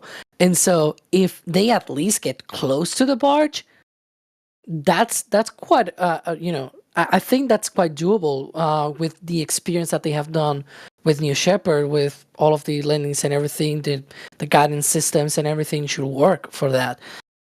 Whether a relight, for example, might work, I have no idea, right? They have never done that with the B4. They have never done an exoatmospheric burn, if you will, right, as they call it, and that will be sort of in zero G as well. It's not going to be within the atmosphere, where they have at least some G's, some acceleration to settle down. So there's going to be a lot of new things, and I really don't have any priors on this. That's why I'm saying, like, yeah, 50-50 in a jokey way, but it's true. I really don't know, to be fair. At least that's more of an answer than just, it's 50-50. So I will take that. That is an acceptable answer then. And yeah, it's interesting when we talk about the actual landing part itself, because it is using a drone ship, and we're used to kind of seeing the SpaceX one. In comparison, we have Jacqueline, which is the landing platform vessel 1, which I believe the cruise ships are now out of the way of. There we go. Just so happened to be Disney and Norwegian Cruise Lines rolling right in front of our cameras, exactly as we want to talk about it. But that is the LPV. And Alex, do we know any more details about how the actual landing platform vessel is set up? Well, it's very similar, right? It's probably have a lot of more support structures on each end, on the front end, and I guess it's the bow and whatever. I don't remember all the ship terms. I'm sorry, but yeah, the front and the back of the ship and everything. They have a lot more hardware and everything, but at the end of the day, it's sort of very similar there, where you have communications, you have navigation, and the engines and whatnot. And there's also a tug. Harvey Stone is there as well, along with the landing platform vessel 1, aka Jacqueline. And so that tug, that Harvey Stone, it's gonna be the one that tugs this out, sort of like Signet Warhorse the first and Signet Warhorse the third do for a shortfall of gravitas, and just read the instructions for SpaceX. They're gonna go out with that. We're gonna see that rolling out, hopefully a few days before the launch. That's gonna be our cue when we are close to a Blue Origin, New Glenn launch, right? That the drone ship will have to leave a few days before. And other than that, a lot of these systems, they even have their own safing system. It's different than the Octograbber. It's this sort of robotic operated vehicle or something like that. They call it. It's the ROV, rocket operating vehicle, something like that. I don't fully remember what Dave Limp actually called it, but it was ROV, and it was about safing, connecting to the vehicle, giving it power supplies, and be able to connect to it, save it, and make it, remotely, instead of having people to come in to the drone ship and actually have to do that. Falcon 9, very early on, they had to, risk being on the drone ship while the Falcon 9 was not secured, and they had to have tie downs welded to the deck and everything. Then they developed Octograbber. So, we're gonna see probably the same thing, where we're gonna see their operations. We're gonna try and learn a lot about what Blue Origin does with Jacqueline and all of their New Glenn recovery operations. They have their own crane, they have their own jig to be able to turn the booster from vertical to horizontal. They have a lot of systems already in place at port, and we'll see them hopefully in action very soon. Hopefully very soon, and hopefully we will see some action here. Again, we've seen them doing a bunch of tank testing here, as us old Texas tank watchers now know. Adrian, though, wondering if they were to static fire today, would there be some indications before they do a static fire? Ryan, do we know if there's anything that we'd look out for? Usually for rockets, and this goes for just about anything, a lot of times before they're going to light something, either light the engines or release the rocket, you'll have a purge of the pad systems. So we'll just have to wait and see if we can find like a purge vent somewhere where all of a sudden you just see this jet of cryo just go out, it purges, and then shortly after something happens. You can see that like on the OLM at Starbase. There's stuff that happens with Falcon 9. I mean, there's rockets have it all the time where they have to purge the pad and then they fire. So that is definitely something that we will keep an eye out for. If there is anything going on with that tonight. Again, we don't know exactly what they're doing, but we saw the rocket getting frosty, and we are live. And It's now, still, yeah, you can see also more flare stacks going. I believe that's the hydrogen one that's also a lot more visible now. Is that you the can one see I'm the also color seeing on difference between hydrogen and methane right there. It's darker as well, so that's why we can see it, because it's darker and it's clear. It's clear burning, but still, with the sun out and everything, it's quite difficult to see. But yeah, we're definitely gonna see that static fire test, because that flame trench, they're gonna be firing all those engines. There's a lot of water deluge. We're gonna see that vapor. It's probably gonna look a lot like we see, for example, with Falcon 9 when they do a static fire test as well. The fire just comes out of the flame trench, like we saw yesterday, for example, when they aborted the launch as well. They ignited the engines. They did not lift it off. So we just saw a lot of smoke coming out of the flame trench. So we're definitely gonna see that test. For the second stage, they fired that up there at LC-36, just with the second stage, those two B3U engines. But of course, that was a smaller stage. The engines were also smaller, so we saw a bit of smoke coming out of the flame trench, but it was not as big. With these, though, these are much more powerful. There's a lot more energy involved. I'm expecting a big, plume of vapor and smoke. Hopefully, And now we talked about if it happens, of course. Yeah, of course. We have the Rainbirds at 39 and 40. We've had the crazy deluge system for Artemis and Vulcan.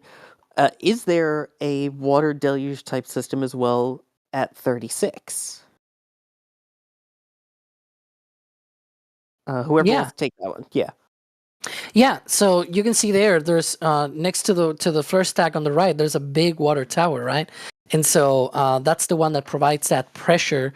I'm not sure where they actually store the water. Normally, you don't store the water at the water tower.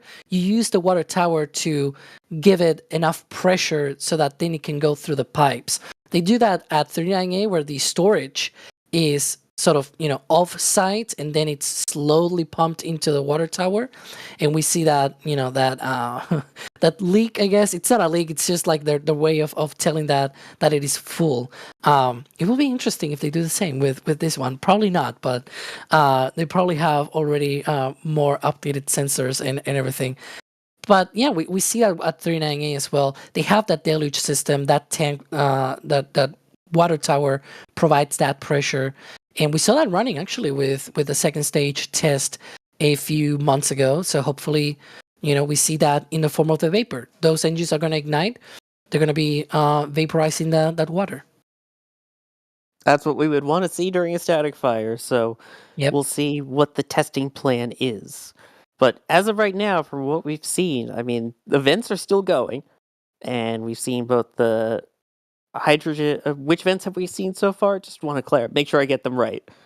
Mostly just from the condensation and the venting of the liquid oxygen tank on both stages.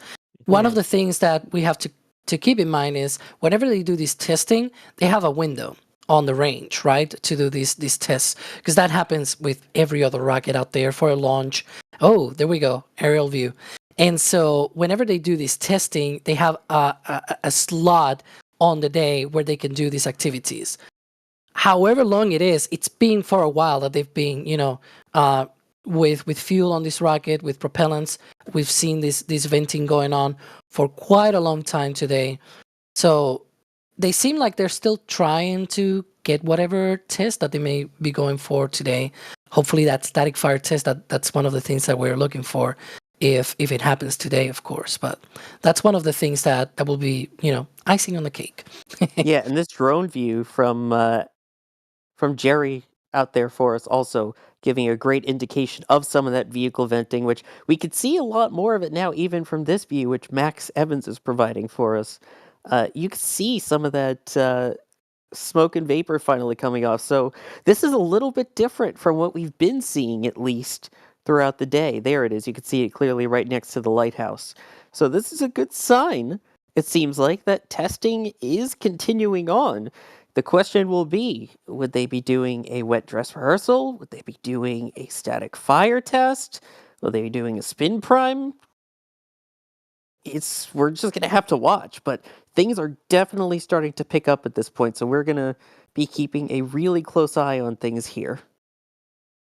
And is that both flare stacks going, Ryan, there? Man, it's kind of hard to tell. The methane one kind of blots out the hydrogen one on there. It's like they merge into one. Yeah, it's kind of like they merge into one without close air. I can't tell. I don't think the hydrogen one is good on the other side. I don't think not good. I mean, I don't think it's running. I think only the methane one's running right now. Ooh, on the left-hand side, yeah, I'm seeing on the max feed the hydrogen flare. I don't see the fire anymore. I don't see the flare going on the hydrogen anymore. Is that a good or a bad thing? I mean, the flare is literally just to burn off excess. And that's near the storage tanks, so that will probably be related with that. I don't know. This is one of the things, right? We did the same with Starship. We have had many years of experience with that, where we've been able to spot a lot of these, regular events and how they relate to activities and whatnot. We really haven't seen that much of New Glenn, right? And so we're learning. This is a learning experience also for us commentators. like just for example with Starship, we have up close views of it, aerial views. We have seen where all the pipes route. We watched them build out the tank farm and build out the pad and watch where the lines get routed. So when certain lines get frosty or certain things happen, we basically know exactly what they're doing.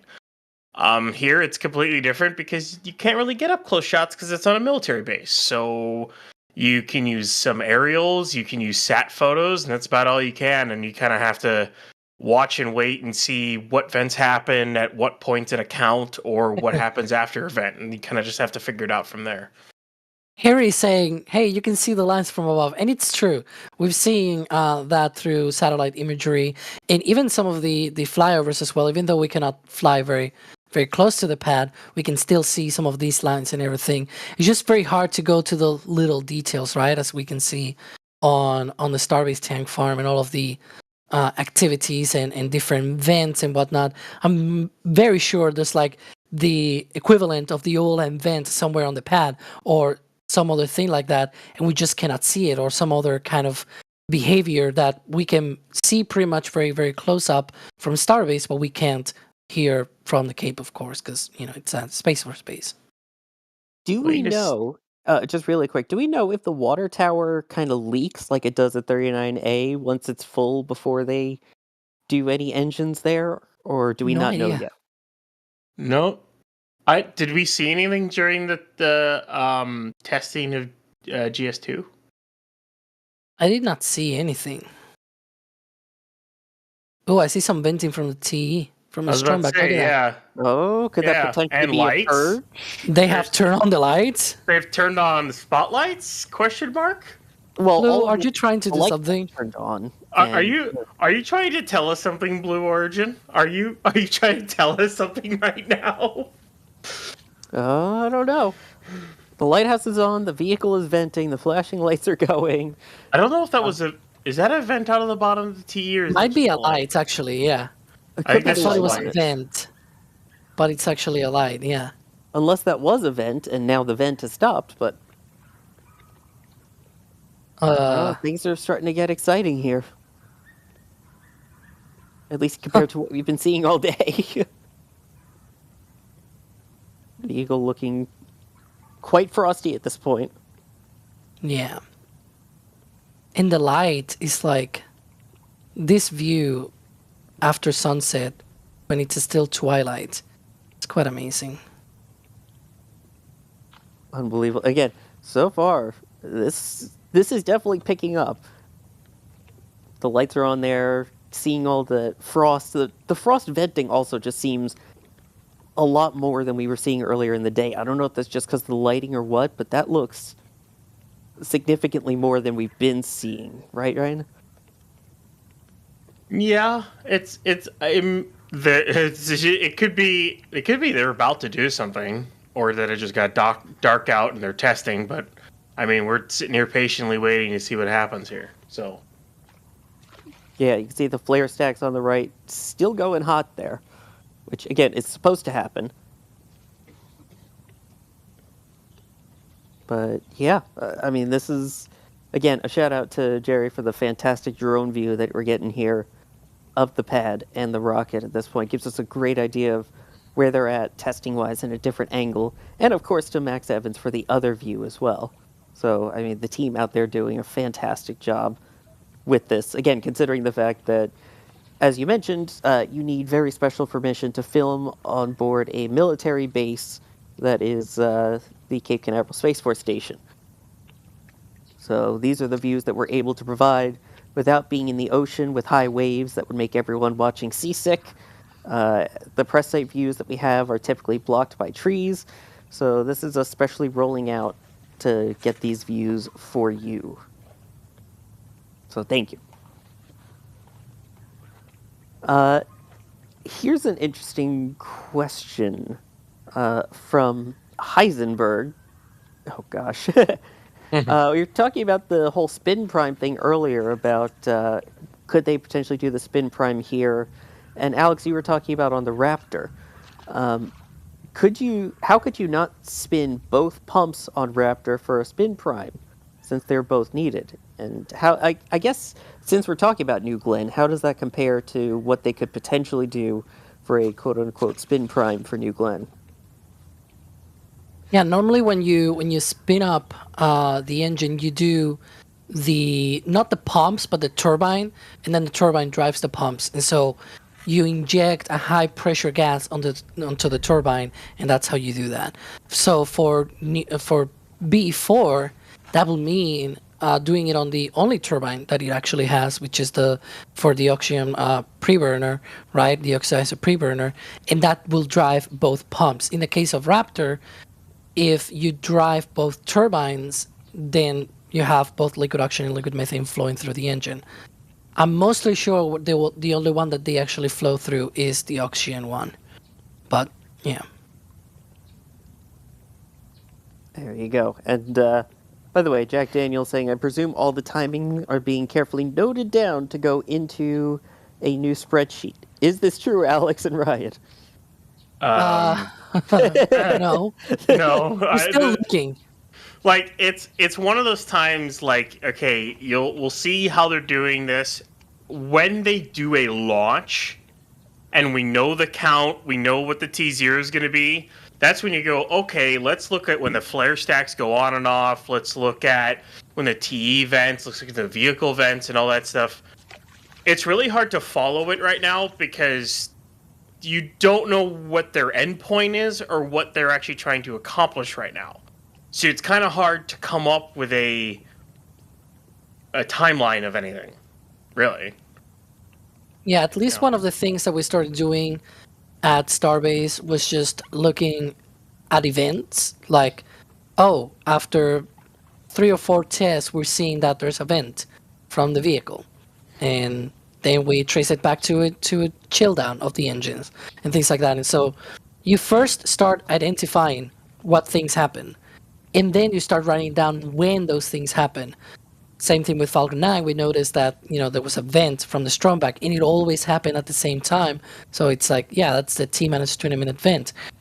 Then, thanks because they talked about it on the webcasts, we were able to know that it was the chill down vent, essentially, of the Stromback. So very similar thing over time as New Glenn launches more and more. we'll get to see more events. We'll be able to tell when in the timeline they happen, and then we'll be able to draw better estimates on when tests may happen, when launches might happen. If we, for whatever reason, we don't know at T0, though for a launch, if we don't know at T0, that will be a very weird launch. To be fair, Yeah. Normally we do know for launches. Although we have had launches, especially military ones, where they give us the minute but not to the second. So at least for Falcon 9, we can use that 20-minute, 20-second event to go, oh, they're 20 minutes and 20 seconds away. And again here, we're looking at the flare stacks there. Someone's saying 2 flare stacks. There's technically 4. There's 2 groups of 2, which you see them going wild right now. You've got ones for the methane, and then there are also the ones for hydrogen, which brings up a good question here. Phipscraft is wondering, if they're going to do a static fire, why are they loading hydrogen? Brian, do you want to take that one? Testing GS2 basically.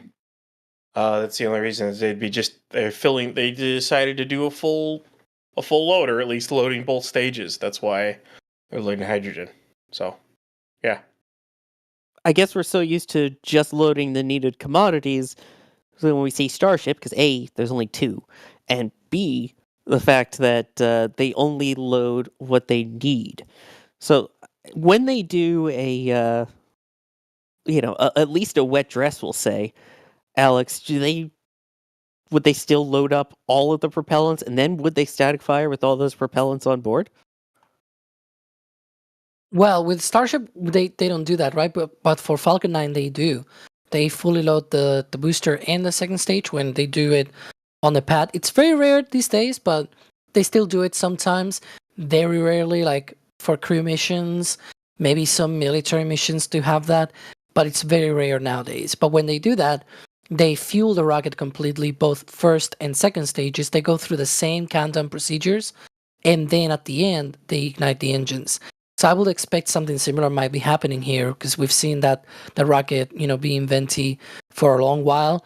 They might, we know that it takes 30 minutes to load the rocket with propellants. That's one thing that Dave Limp said about it, the CEO of Blue Origin. But other than that, they could be on a hold, right? They could be on some kind of, pre-terminal count kind of hold, holding that propellant or something like that. We really don't know. And this is one of the things right now that we're trying to learn, as I was saying before, where we need to see events, we need to see when they happen. And in fact, I'm seeing right now some venting from the liquid oxygen tank on GS2 on that second stage.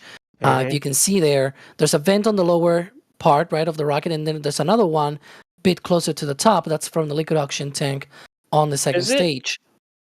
Yeah. Or is that... It feels like the GS1 vent gets stronger sometimes. And the Or liquid, am I seeing things? the liquid hydrogen flare has come alive a little bit more on the left hand side. You can see it now; it's a bit more active.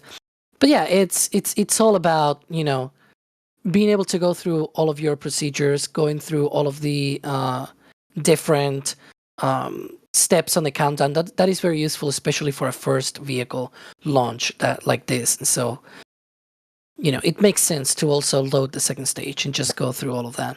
It also helps because it kind of weighs down the rocket, if you think about it. It's more mass. That is true. So could this, in theory then, if they were to go for a static fire versus just a wet dress rehearsal, could they do kind of like SpaceX has built in for Starship, where they have the option to hold at T-minus 40 seconds? Is that something that they either A, might be doing, or B, something that they would want to test the ability of the rocket to be able to hold on the pad with fuel? I feel like that's something they would consider doing, right? Well, there's also so one of the things that happens with New Glenn is that it doesn't use any densified propellant. So they could hold in, as long as they have commodities, they could be able to hold for hours and hours, right? We see that fortunately, we saw that with SLS a lot of times where they held a lot of time, a very long hours. with Artemis 1. And so, this might be the case. They're maybe testing also. Holding one of the things that is very important as well is, knowing how to handle the rocket while you're holding the propellant. You're replenishing all of the boil off and everything, and you have to keep the count there. And usually that's done before there's a lot of things in very quick succession where you cannot come back from. In the case of Starship, for example, at T-minus 40 seconds, they do the vent down of all of the fluid interfaces. Then there's the detonation suppression system, and then there's the deluge system. The moment that deluge system starts up, it's a scrap for the day if they abort, right? So it's one of those things that usually when there's these holds, it's at a point in the count. If you proceed too much into it, you may not be able to come back from. So you want to hold, check out all of your systems, and be able to make sure that you are fully prepared to go all the way to T0. And so that's one of those things that we see, again, with SLS, we see that, with Atlas, with Vulcan, New Glenn is like that. Starship has that at T-minus 40 seconds. A bit shorter, they cannot hold indefinitely because it does uses the subcooled propellants, densified propellants, but it's a big rocket. They can afford maybe losing, some of the performance a little bit by holding 15, 20 minutes there at T-minus 40 seconds. They still have that chance. So it's very important as well to test those things whenever you have the chance of doing that. I will not be surprised if maybe some of this also involves that. Yeah, again, all of that I think would make sense. John wondering, why do they have the multiple flare stacks there rather than just, one hydrogen, one methane?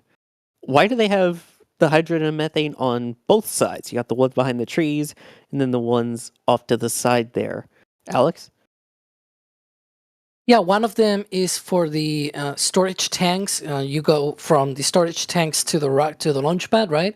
And then from the launch pad, you go into the rocket, but then you have hydrogen and methane. And as you go through the lines, you need to have reclaimer lines, or I don't really exactly know what's the word, but essentially you need a way of being able to bypass reclamation. Yeah, having a reclamation system, and that's what we see on the right hand side. So on the left hand side, that is for storage tanks. We are a bit zoom in this view, so you cannot see the ones on the left, but the ones on the right, those are for the reclamation side of things. The left hand side, that is for the tank farm systems. We see a very similar thing as well.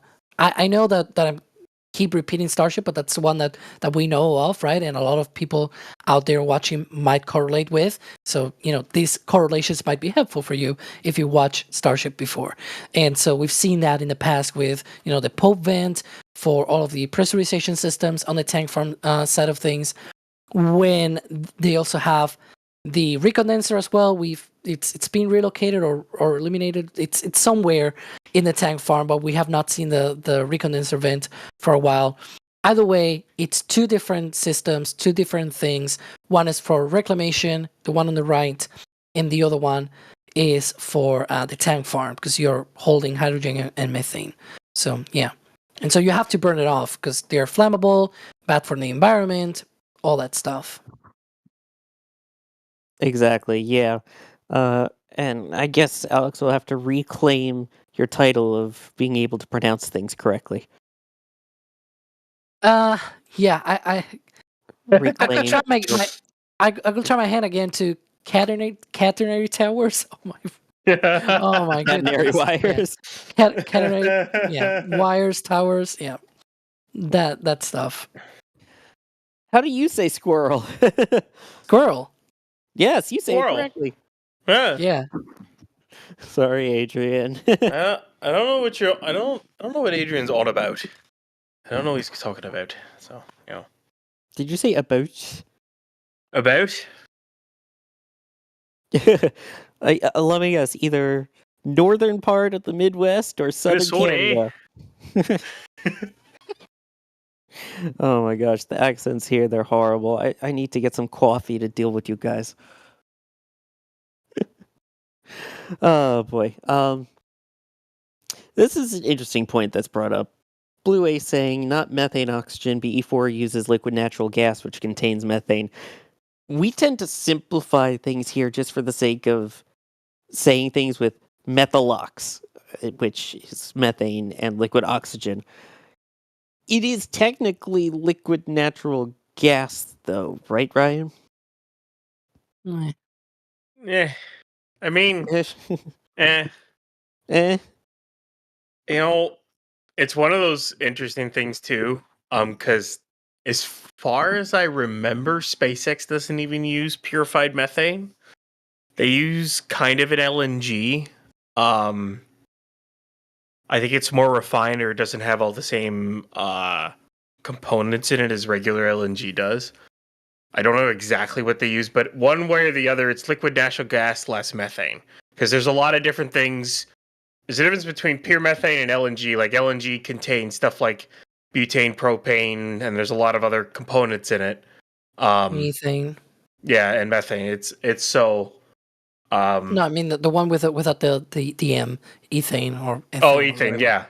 Yeah. But yeah, there's a lot of different components in LNG compared to, say, purified methane. As far as I know, I don't think anyone actually uses purified methane. I think everyone uses LNG, or at least maybe some more Highly purified. highly purified LNG that doesn't contain as much of the extras in there. But yeah. Yeah, one of the Whoa. Did that get brighter? The flare stack on exposure the get right weird. is... I mean, the flare stacks are going quite it's also strong here as we darker. hit the top of the hour. Yeah, but also on the other hand, I should say it's probably because it's also darker. I don't know. Sometimes it can play tricks as well. The lighting conditions. But yeah, I mean, Raptor, we know that it uses something like 99% purified LNG. Like it doesn't use 100% methane. It's still like 1% non-purified. I think in the case of B4, at one point, Tori Bruno said, we say LNG, but it's actually methane. It's just, LNG is the commercial name, so to speak. And it's like, but that doesn't make sense. It's if it's methane, it's methane. But it's because in their case, it's like 97, 98% purified. Yeah. It's still highly purified. Like, it's mostly methane, by all means. It's basically methane, but the industry term for everything is LNG. So yeah. And in the case of Raptor, in fact, at one point, SpaceX wanted to have a purification plant at Starbase so they could, purify their own methane out of there. Instead of 99, they wanted to have it like 99.5 or something like that, purification. And they found out, hey, Raptor 2 actually can take it 99%. And they scrapped that. So that's why I say, like, if you are going to be very, very technical, Raptor also works on LNG. technically. Yeah, just 99% purification. If it was methane, it'd be igniting in the flare stack. It is. I mean, it is right now in 2 flare stacks. In hydrogen. Jack is right. From the intro, we just don't want any earth-shattering kaboom. Oh, geez. No Booster 7 moments, please. Yeah, no, definitely not. But one moment, we don't like booms, but we do like pew pew pews. So Ninja Decimator, pew pew pew. Thank you for gifting 5 Red Team memberships. Always appreciate seeing you. Always appreciate your support there. So thank you. Well, at this point, we are at 6:05. They are not slowing down from the looks of things here.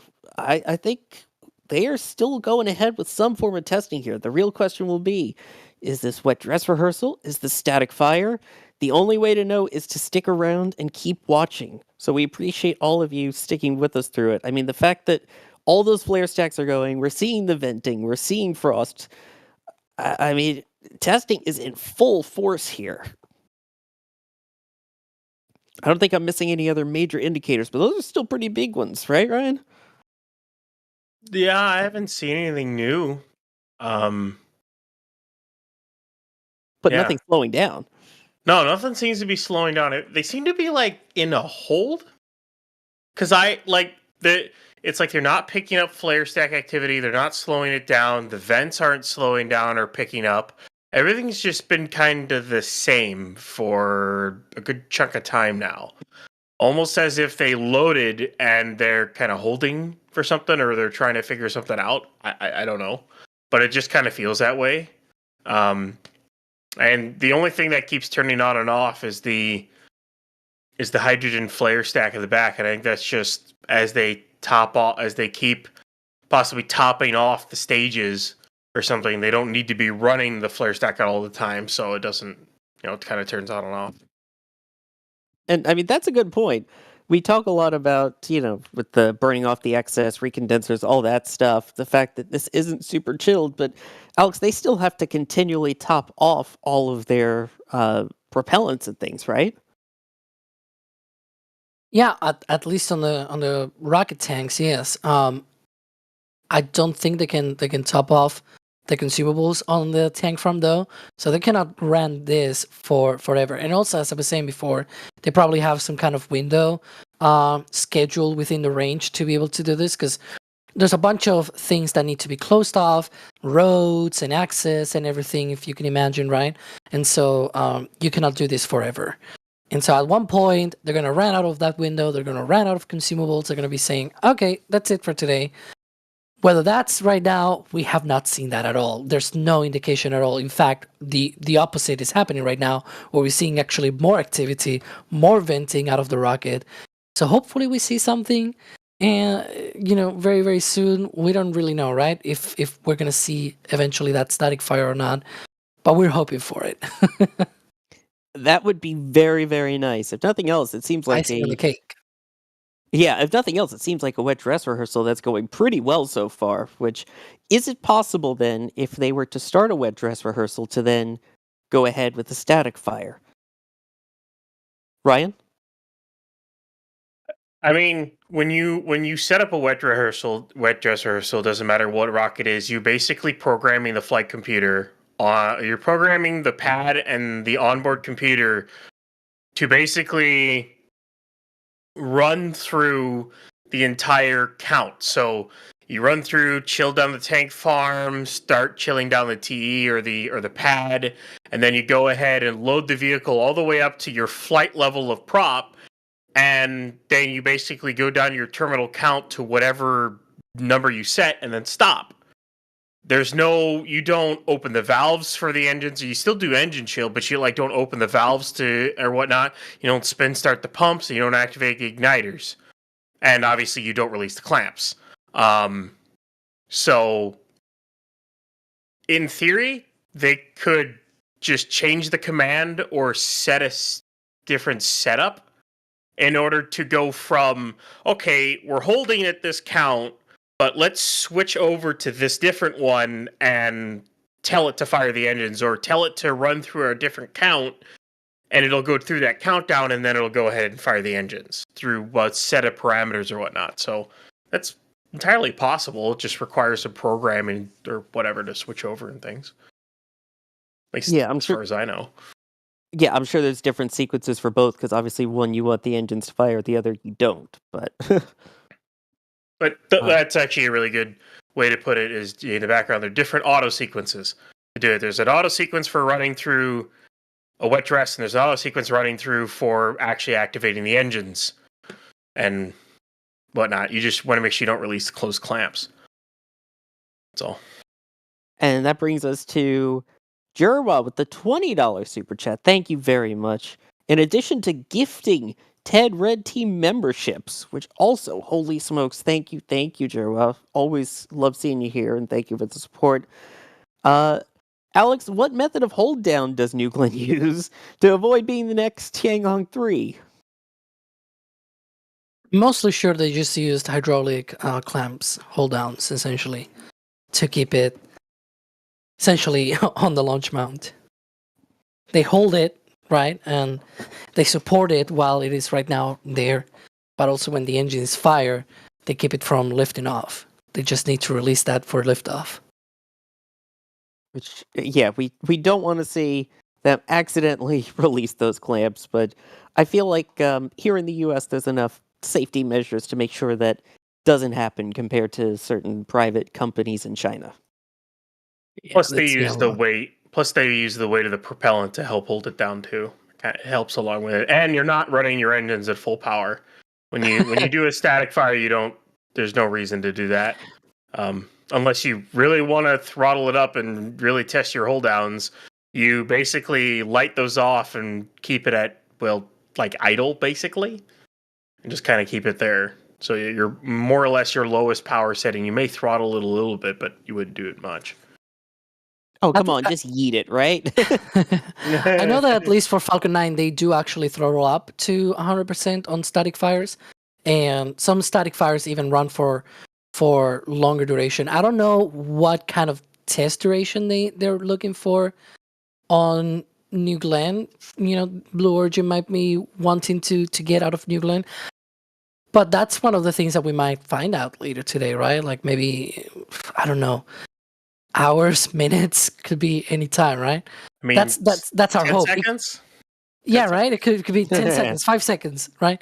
We don't really know when it might happen, if it happens today at all. We're hoping for it again. We're sort of waiting here to see activities has picked up on that rocket, all those flare stacks as well.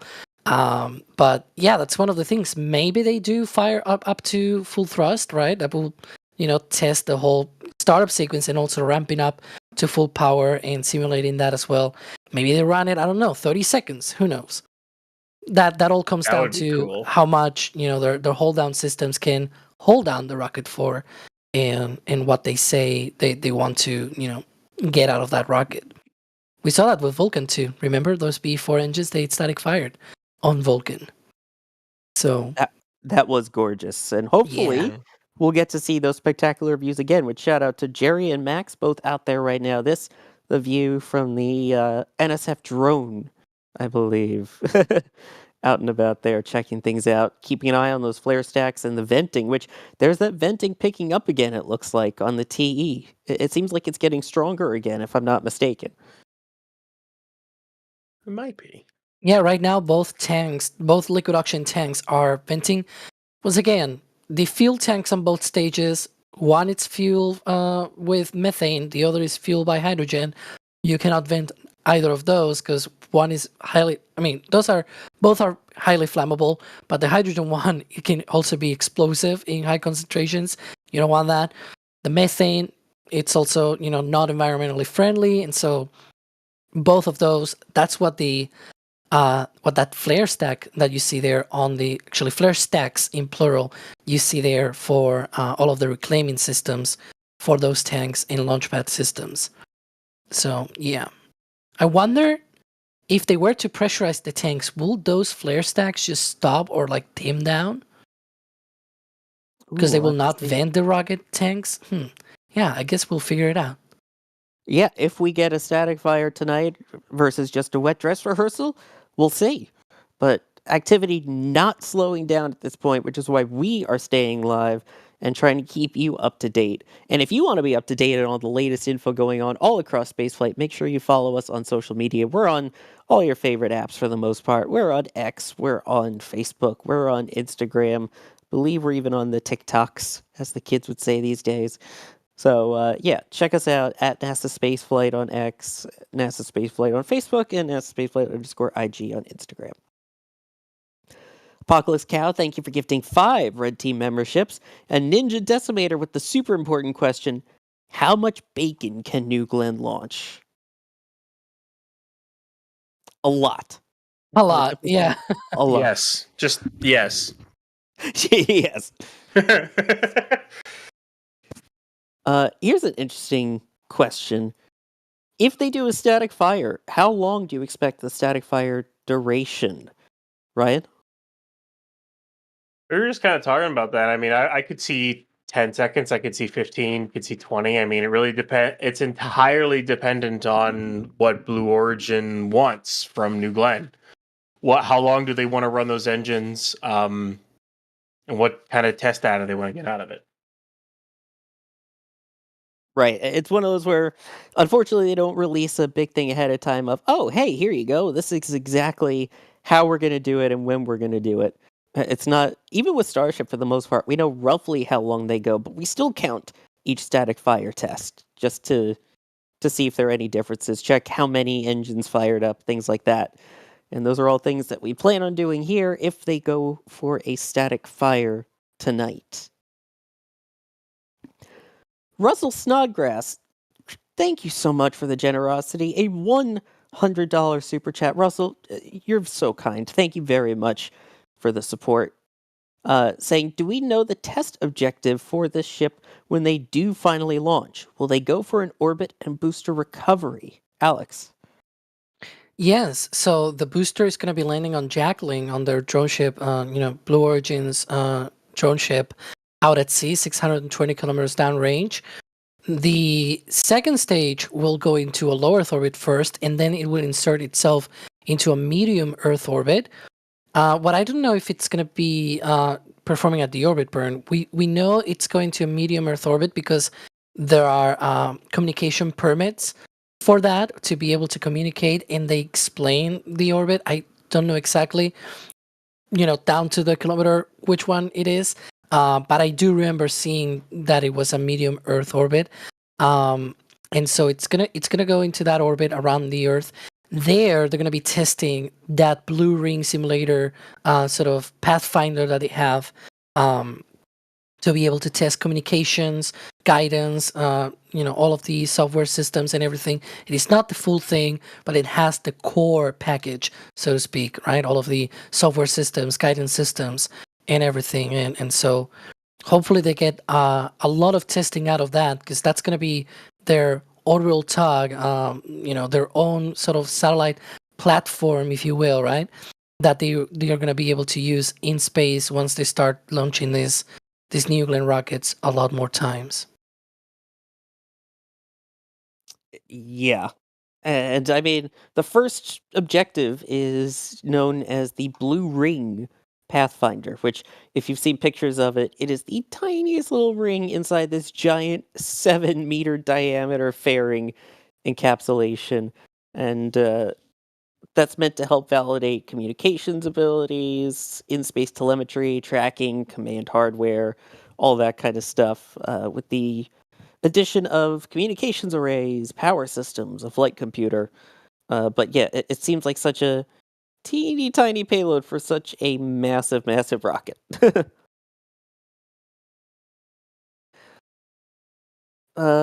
John, with a follow-up to Russell, is Jacqueline in port right now? And Brian, I believe it is. Yeah, we were showing it earlier. It's in port right now. They did some recent testing offshore with it, right? What kind of landing testing have we seen? They've been doing sea trials, and I think they're also been doing communications testing with the New Glenn package. Yeah. Yeah, so I mean, we've seen it go in and out of port a bunch of times for different kinds of testing, which you can watch on Space Coast Live 24/7, our live feed of everything going on at Space Coast. Subtle plug, but yeah, they've been taking it out to sea. They've been doing a bunch of testing, but we haven't seen anything like Grasshopper, like they did for the early Falcon 9 days, where they launch a first stage and then land it back down, right? And if so, why not? Any thoughts on that, Alex? You mean like a rehearsal of a landing on the barge? Like a little hop. Yeah, it just doesn't make sense. Just launch the whole thing. It's sort of like super heavy. It never made sense to do a hop with such a huge vehicle. Just put the second stage on top, fly it up, and then just try and attempt to land it. That's the most straightforward way and probably cheapest way. Yeah. It would have been cool to see, though. I will say that. That would have been absolutely awesome. We are now coming up on 6:20 p.m. Eastern almost. Venting still continuing. The flare stack's still going strong at this point. The lights are bright tonight. I As we am continue to wait to not see. noticing any changes right now. I really am not. So, I don't know. Which could be both good and bad.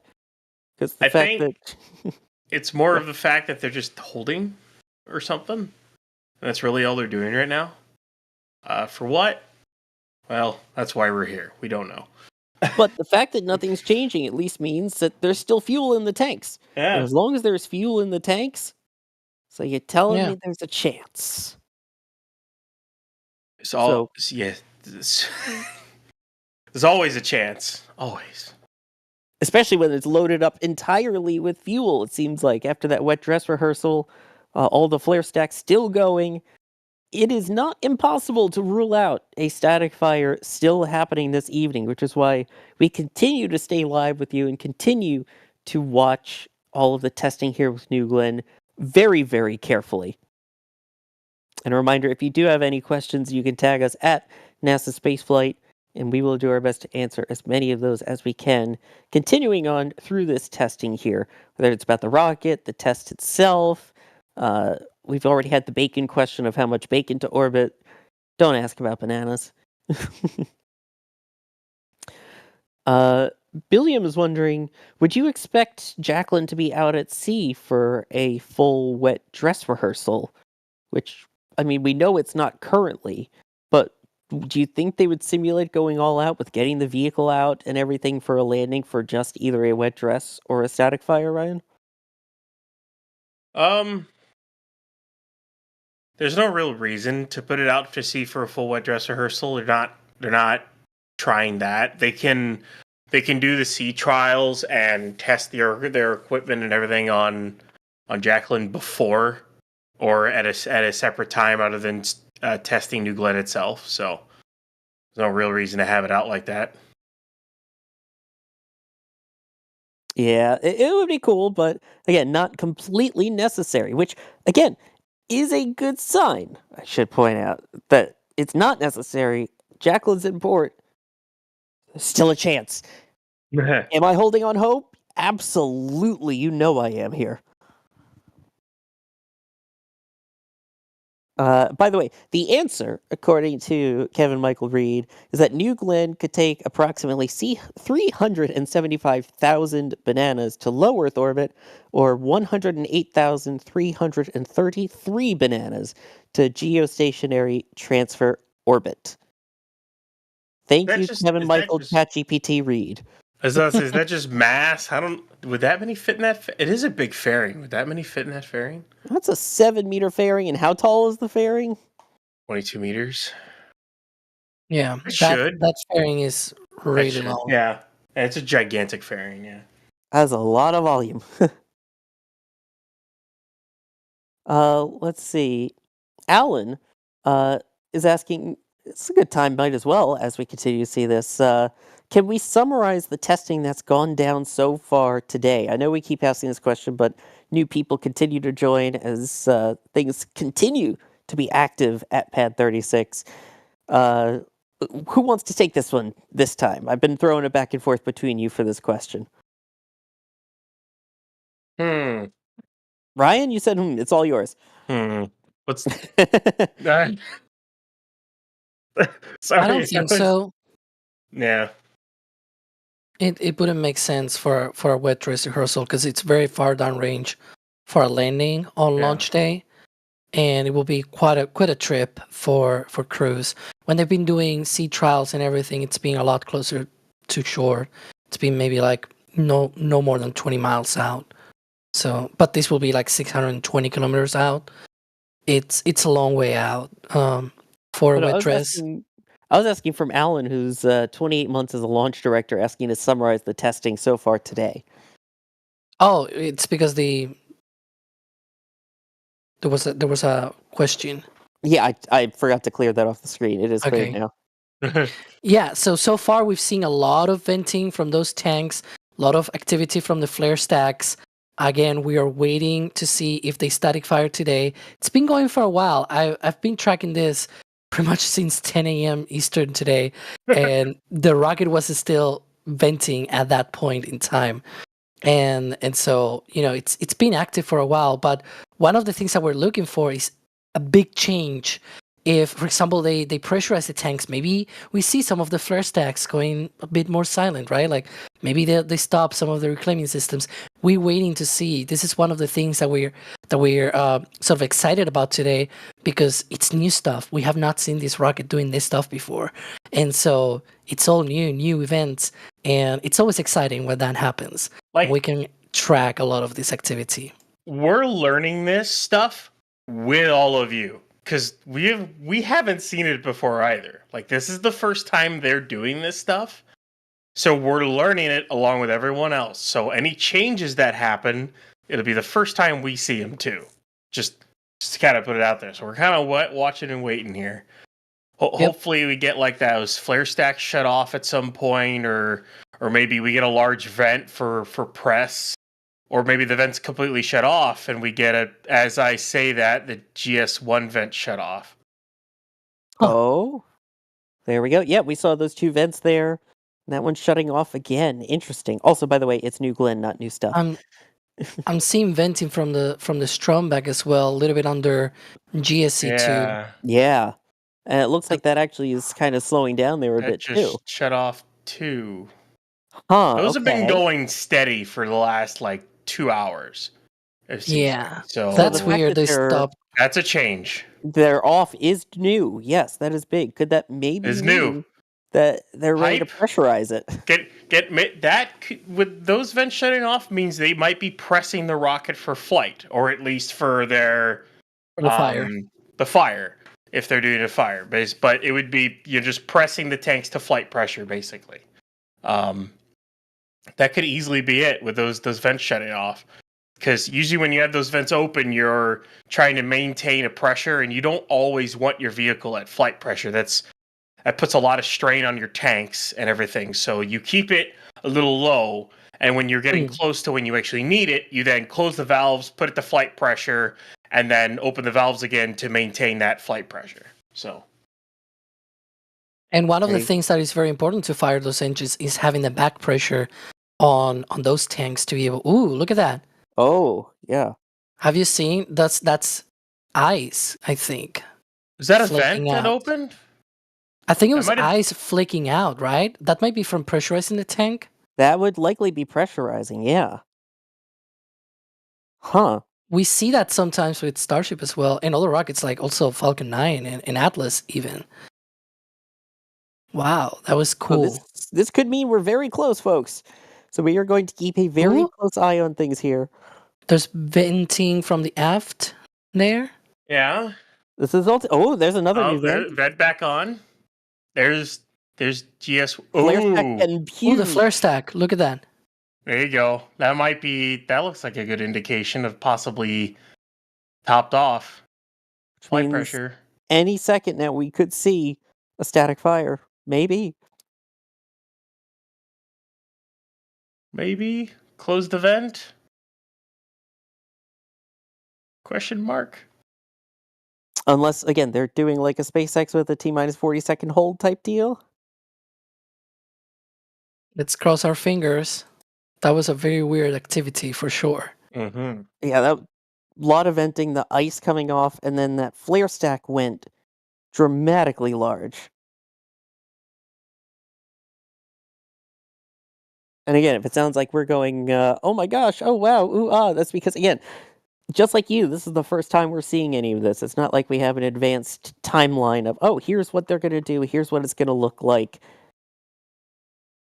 This is just us watching along with you and learning as we go. But that looked promising. It looks like they started to pressurize things and then entered a hold. Which a hold does not mean that they're not going to static fire. They could also just not static fire if they choose, but it's not like Falcon 9 where once it's fueled, if it gets to that point, it has to recycle for the day. There is still a chance that we could be seeing a static fire here. Max, who was about 7 miles away from the pad, by the way, noting that he had heard something from the pad just before T0, including a couple of loud vents. What are your thoughts on that? A lot of times that can mean trying to pressure equalize or get your tanks to flight pressure, purging the TE or purging the pad systems as a whole. Happens a lot with Starship. Happens with every rocket, as we've talked about earlier. So vents are a good sign. It's something new. So it's obviously we're just kind of waiting to see what they do next here, because the vents, GS1 and GS2 vents turned off. A flare stack went up, but then it went back down again. So we're kind of waiting to see here. Exciting new things happening. Oh, very exciting. And I mean, once that flare stack was going, it was going. Holy smokes. Oh boy. So yeah, at this point, static fire not completely ruled out. Things looks like everything's still fueled up. Oh my gosh. Alex, any thoughts? My heart is racing right now because I don't know what to expect, right? It's like the expectation, the tension, so many weird activity from that rocket and that pad. I don't know what to say right now. I'm just waiting to see if we see some kind of change in behavior. I'm seeing a bit more venting from GSC2 from that second stage of New Glenn.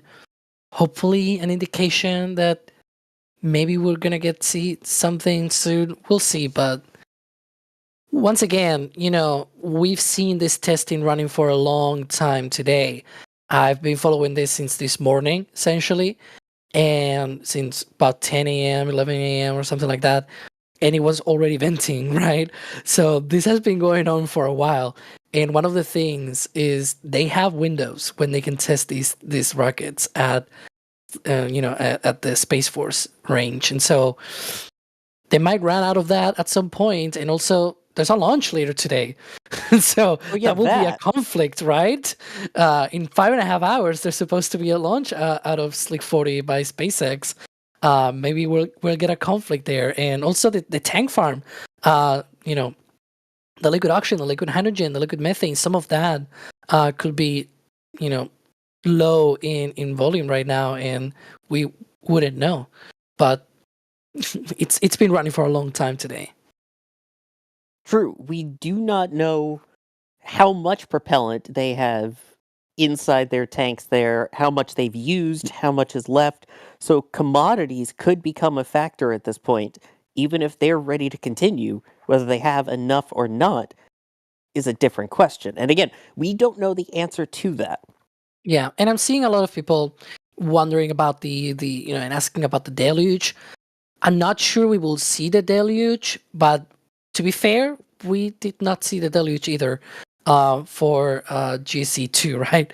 And it was running. So there might be a chance that maybe the TE, the Stromback, right, might block it.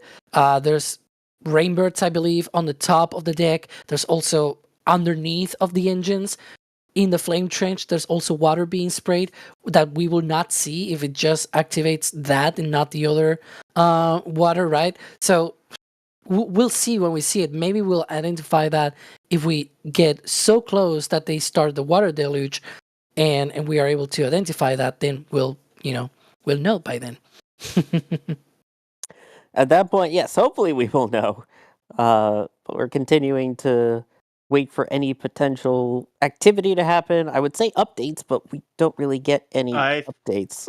Looks like the GS1 vent turned back on. Yeah. Oh, okay. Which, that was off for a while there. Oh,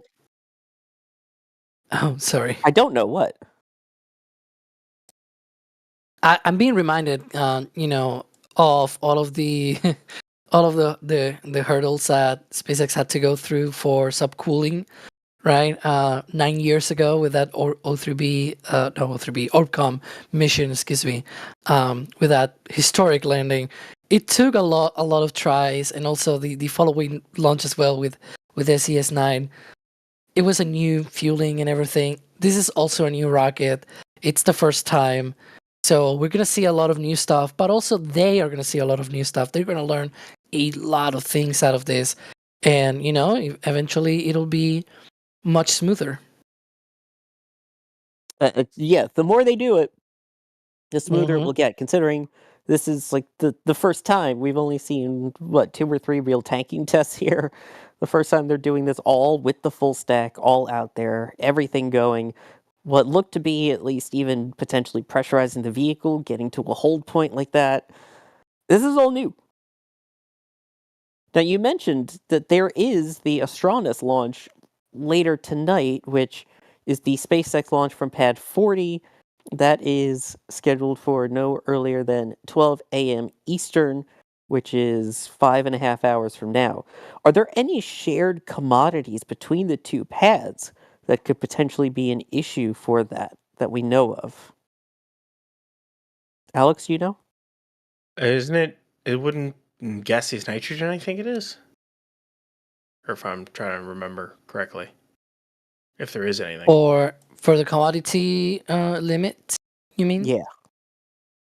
In other Um, words, could New Glenn have potentially used up any commodities needed for other launches, or could that be a factor in how long they have in a window, things like that? Or they do we they just not know? use, I believe they use gaseous nitrogen from Air Liquide. Uh, Although not all of the pads at the Cape use that, but it also depends, right? We just don't have full information.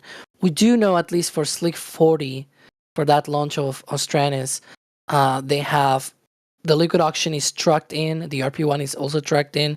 We know that because when we fly on our flyovers, 99.9% of the time we fly, we always see a truck on the pad because they're, refilling the ground tanks to fly again soon. And so we know that those commodities do use trucks. Nitrogen seems to be one of those things that Air Liquide kind of supplies to a lot of the customers of the Eastern Range. But we'll see. I have no idea. Maybe at some point we'll get to know that. Usually either through a press conference, some official talks about this kind of hardship through testing and things like that. In the future, maybe something like that will pop out, but unfortunately, we really don't know. And not at this time, at least. Hopefully, we will someday.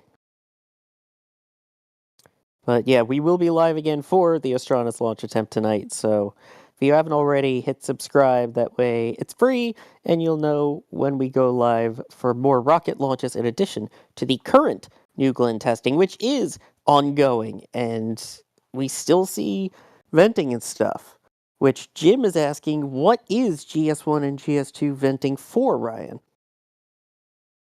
Usually those are just venting as to maintain pressure in the LOX tanks. They can vent out the LOX. There's really no issue with that.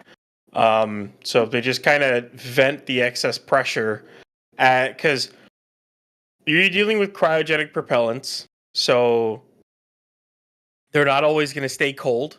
They will start to boil off. That boil off, of course, goes from liquid to gas. That gas then has to stay in the tank. You then increase the pressure in that tank. Well, you need a way to get rid of that pressure. So with LOX, you can just vent it. With hydrogen, they bring it back through the QD and recycle it, or dough it to take it and burn it off. Same thing with methane. They either bring it back, reclaim it, or they just burn it off.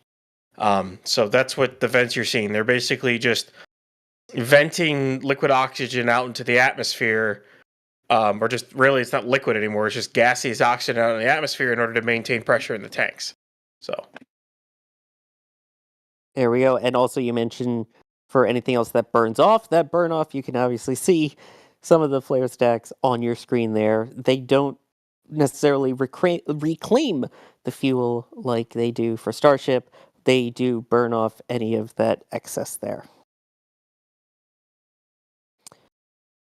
Here's a good question. Do we know? I don't know if we have the answer to this, but Fuzzilla's wondering, what has been the longest tank watching stream? I remember the early Starship sub being close to my entire workday. I think those are the 12-hour ones back in the day. Were Yeah. those were the longest ones. Yeah, let me look back at the live history, the popular live stuff. So like you look back to like SN10 flight, 11 hours 47 minutes. Like those Starship flight streams, or you know, there's a whole bunch of them. Even the static fire streams. Yeah. They definitely racked up some time. Oh yeah. So it's been we still continue though. At least again, as long as things are going on, we're here. So as of right now, looks like they're still testing. So they're still not ruling out a static fire based off of what we're seeing at least. We'll have to keep an eye on it as things go on, but as of this point there's nothing to indicate that they are detanking or stopping. Everything is continuing on right now. Daniel Rydell, thank you for the super chat, saying in early December saw Jacqueline in port. There was a ship next to the landing platform. Is that the support ship? Also noting that Jacqueline looks huge compared to the SpaceX ASDSs, which, yeah, there's definitely a very noticeable size difference in the vehicles. Alex, you want to address the size difference and our little support ship? Yeah, the support ship is Harvey Stone. That's being essentially it's their support ship. It also goes out and tugs the ship, the Jacqueline barge, out to sea. And so, the size, of course, it's huge, but it's not that large in comparison. And I think probably the reason is because even though it's a larger rocket, since it has 6 legs, each leg takes like a smaller stance on the a smaller area on the platform, right? So you don't have as much of an area to land your, like, you don't need as much area to land the booster, even though it's a lot larger than Falcon 9's booster. But Falcon 9's booster uses 4 landing legs, which are a lot larger and longer. Like the spread of those landing legs takes up probably about as the same amount of area as those landing legs on New Glenn. I'm mostly sure, but one of the best ways to figure that out, if this booster comes back home, we'll probably have a New Glenn on a barge and a Falcon 9 on a barge, and we'll be able to compare. Oh, I want to see both of them in port together so badly. Yeah, that's gonna be awesome to see that. Oh, again, like the days when Crispy, I talk about when you had 2 shuttles at one at 39A, one at 39B. Imagine having the boosters returned from Falcon 9 and New Glenn. Oh, that's gonna be so cool! I can't wait. Longhair 2012 is asking, will we see blue flames from this rocket, given it is mainly methane and liquid oxygen? Ryan? We'll see kind of like it'd be like a bluish purple, maybe with a little bit of orange in there. It'll be kind of interesting to see what New Glenn really looks like, because we've seen what Vulcan looks like, but the lighting was a little bit skewed because the two solid rocket boosters that are near it. And of course we've never seen, and Starship seems to run a little bit more orange. Then you look at Terran 1 and it seemed to run a little bit more blue. So it really depends on the engine and the mixture. With it being lock switch stage combustion, I think it'll look pretty blue and purple overall. I think it won't have as much orange in it. I think the best reference that we kind of have right now would have to be Vulcan, given that it uses 2 BE4s. However, the caveat being the first 2 flights of Vulcan both had 2 solid rocket boosters attached to it, which definitely don't burn blue and definitely add a lot of smoke and obscure things and occasionally tend to lose a nozzle during an observation.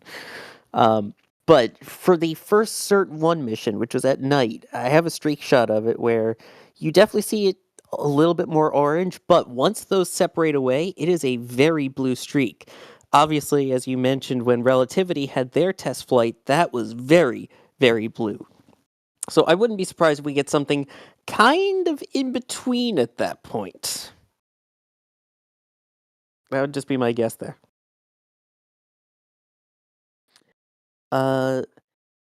Project 43D92 asking, will we know if we get a static fire the exact times from fuel up to light up? I don't think we can at this point, given how long they've been totally fueled up, Alex, right? Yeah, I don't think we will know.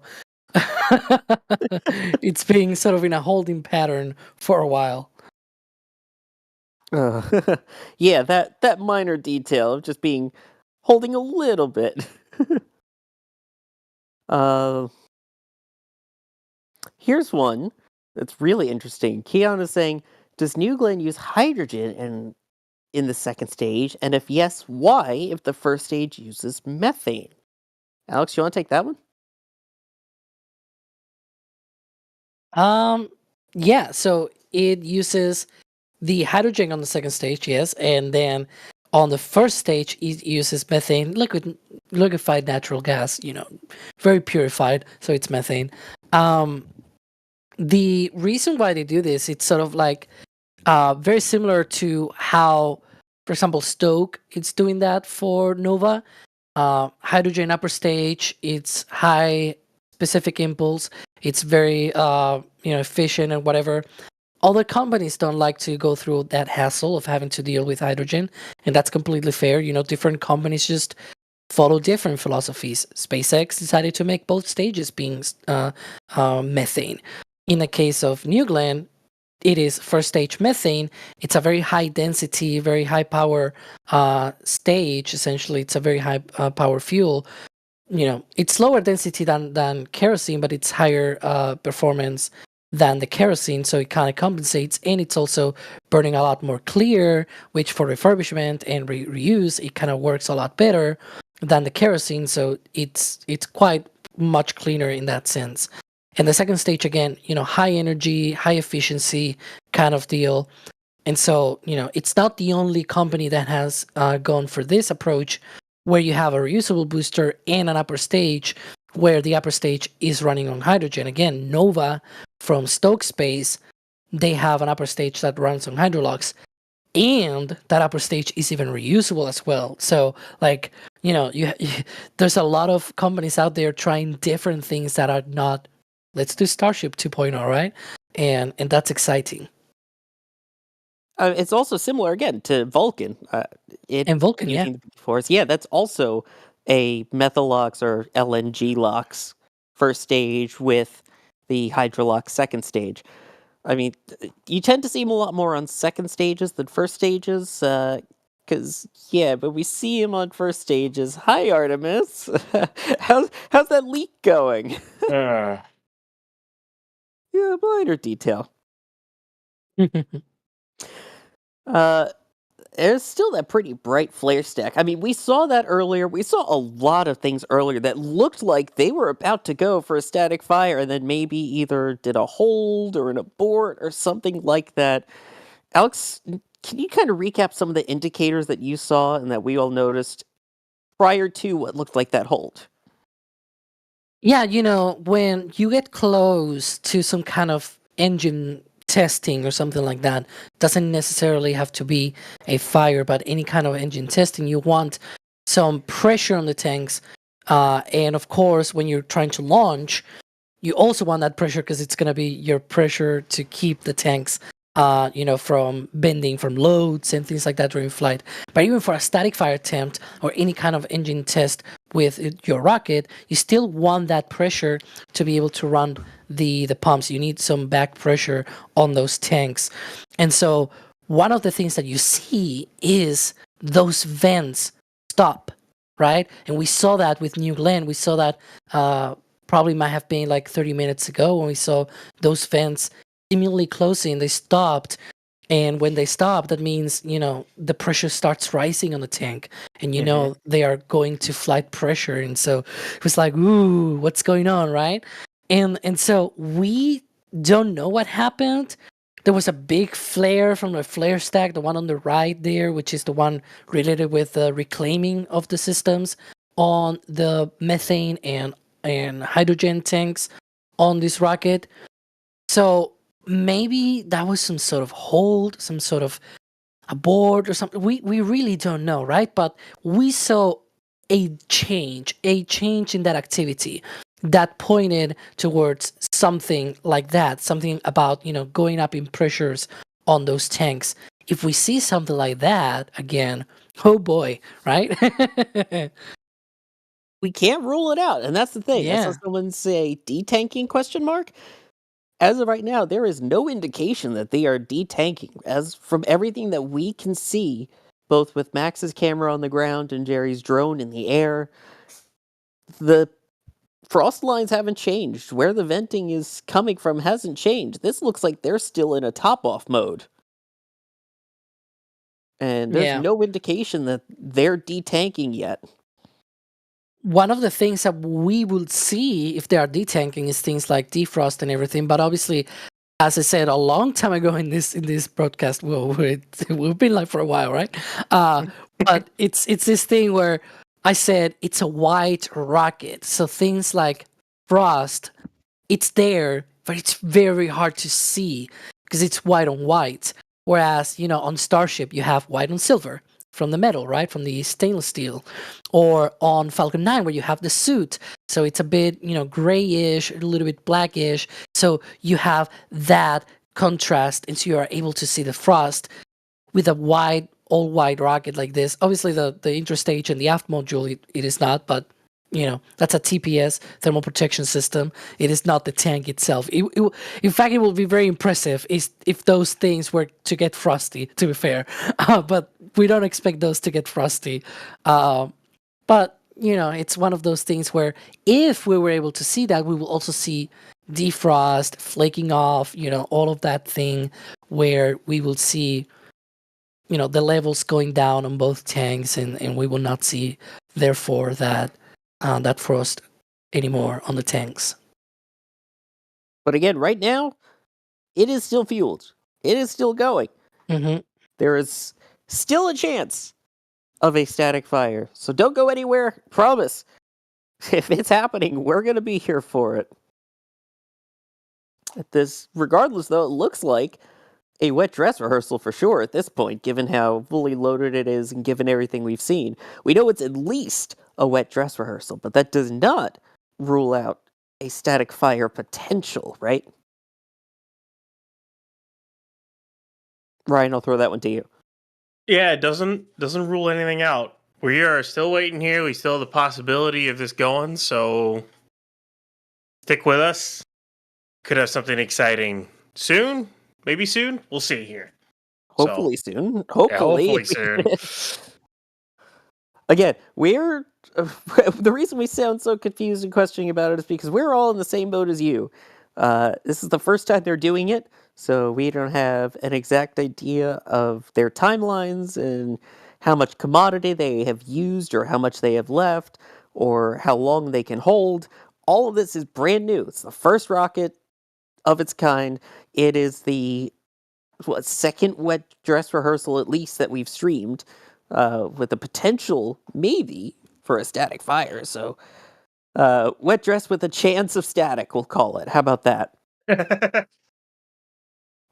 But we shall keep an eye on it. Also, Caleb Montague coming in saying John Ginn. So thank you for the message. But yeah, that's part of the Blue Origin naming system, is they name it after people who have had significant firsts in spaceflight. Their tourism side is New Shepard. This one is New Glenn. And their theoretical potential kind of maybe, don't know if it's ever going to happen next rocket, they said would be named New Armstrong. Also, I can't Clinton, wait until New Isaac, man. Oh my gosh.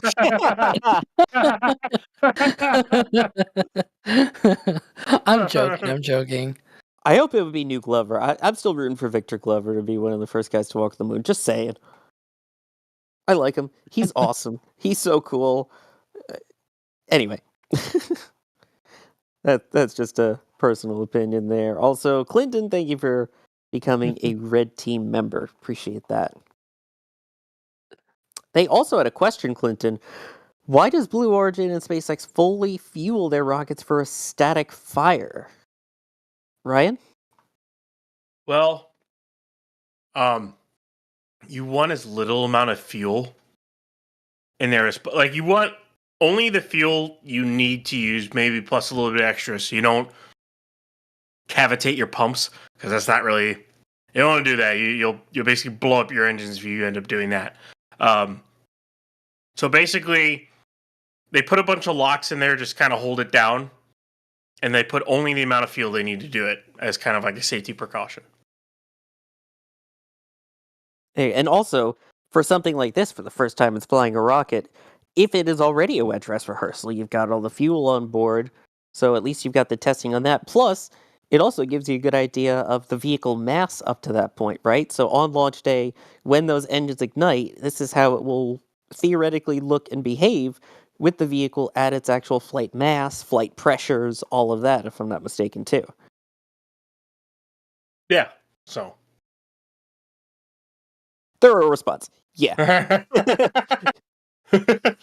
Patiently waiting here, sire. Yeah, we're totally not trying to stall for time as we continue to see if they're doing any testing here further. But we believe they are, because they have not detanked. Flare stacks are still going. So thank you all for sticking with us and continuing some, what do we call it, Florida frost watching? Instead of the Texas tank watching. But we're continuing on here. Whatever name we want to come up for it, yeah. Exactly. Jared asking, I know you and I talked about this earlier, Ryan, so I'll throw it to Alex. Will New Glenn be crew rated? Well, we know they are trying to work on human spaceflight, right, with the orbital reef station. But at one point, they probably will want to have their own crew vehicle to get there, and not have to rely, on whoever actually has a vehicle to get up there. Because at one point, it was going to be Boeing Starliner. Some of the vendors have not shown Starliner on it, and there's also been some troubles with Starliner. So yeah, they're probably going to be, wanting to have their own crew vehicle, not have to rely on other companies. It's cool when you partner with other companies, try to leverage some of that expertise, not have to, have the full load of the program on your own company. But they have Jeff Bezos, right? He has big pockets with money, so they can probably afford getting their own human capsule. So right now, it is not crew rated, but it'll probably get crew rated, is my guess. And it's also interesting to note, this is just a kind of minor detail that goes along with it. The two towers that are there, they each have different names. Well, they both have those lightning rods and what wires, Alex? The catenary towers and The wires. catenary wires. Close, yeah. Yeah. Is that they each have their different names. You have the lightning tower, obviously, which is one on the right, but the one on the left, which looks slightly different and more bulky in a way, is called the Vehicle Access Tower. So, in theory, that would be able to support access to the vehicle, right? Yeah, that's their hope. So in the future, they'll be able to, and actually for an even larger rocket, because you can see there that tower is a lot taller than New Glenn. So in theory, that could support a rocket much larger than New Glenn for crew. Oh, yeah. But yeah, so in theory, they could put a crew access arm or crew access attachment to the crew access tower there. In fact, I would assume that they would, if that's the name of the game. So potential down the line, then maybe the pad's ready for it. Oh, hey, aerial view. Our drone back up. Jerry Pike kindly lending his drone services to us here. So that we can get these fantastic views. These give us a great indication as well of some of the flare stacks and things that are going on, and some great view of the venting. I know it's difficult with their transporter erector, their version of the Strong back there, kinda in the way, so this little bit of height advantage gives an additional angle on top of the ones that Max Evans is providing for us in the field. I know I keep saying their names, but they are absolute troopers today rolling out for all this. So it is very much appreciated, especially since Max will be back out at Cape Canaveral Space Force Station for the Astronus launch later, as will Alex and I on commentary, so yeah. Hope you like our voices, because we'll be back again later tonight, but still, the testing continues here. Henry, thank you for the $20 super chat. No message, but it is absolutely appreciated. Oh, and Caleb saying John Guinness is his best friend and loves rockets. Thank you, fellas, for doing this. Well, thank you for showing up. That's why we do it. And as we hit the top of the hour, Ryan, can you kind of give us a rundown of what we saw just a short time ago that indicated that there may still be a chance for a static fire? Talking while muted. Yeah, Ah, gotta there we have go. everything in an NSS stream, don't we? Well, they haven't detanked. They haven't changed anything. Everything's staying the same. They had the one bout there where it looks like they were pressing for flight and then they stopped. So something changed. We'll see if that happens again here soon. I don't know. Kind of hoping something soon here. We're kind of sitting right along with you guys, waiting to see if something happens. But all we're doing is basically waiting for that vent, the GS1 vent, to shut off, and possibly for that flare stack to go up again, even more than it already is. So it's kind of patiently waiting and watching.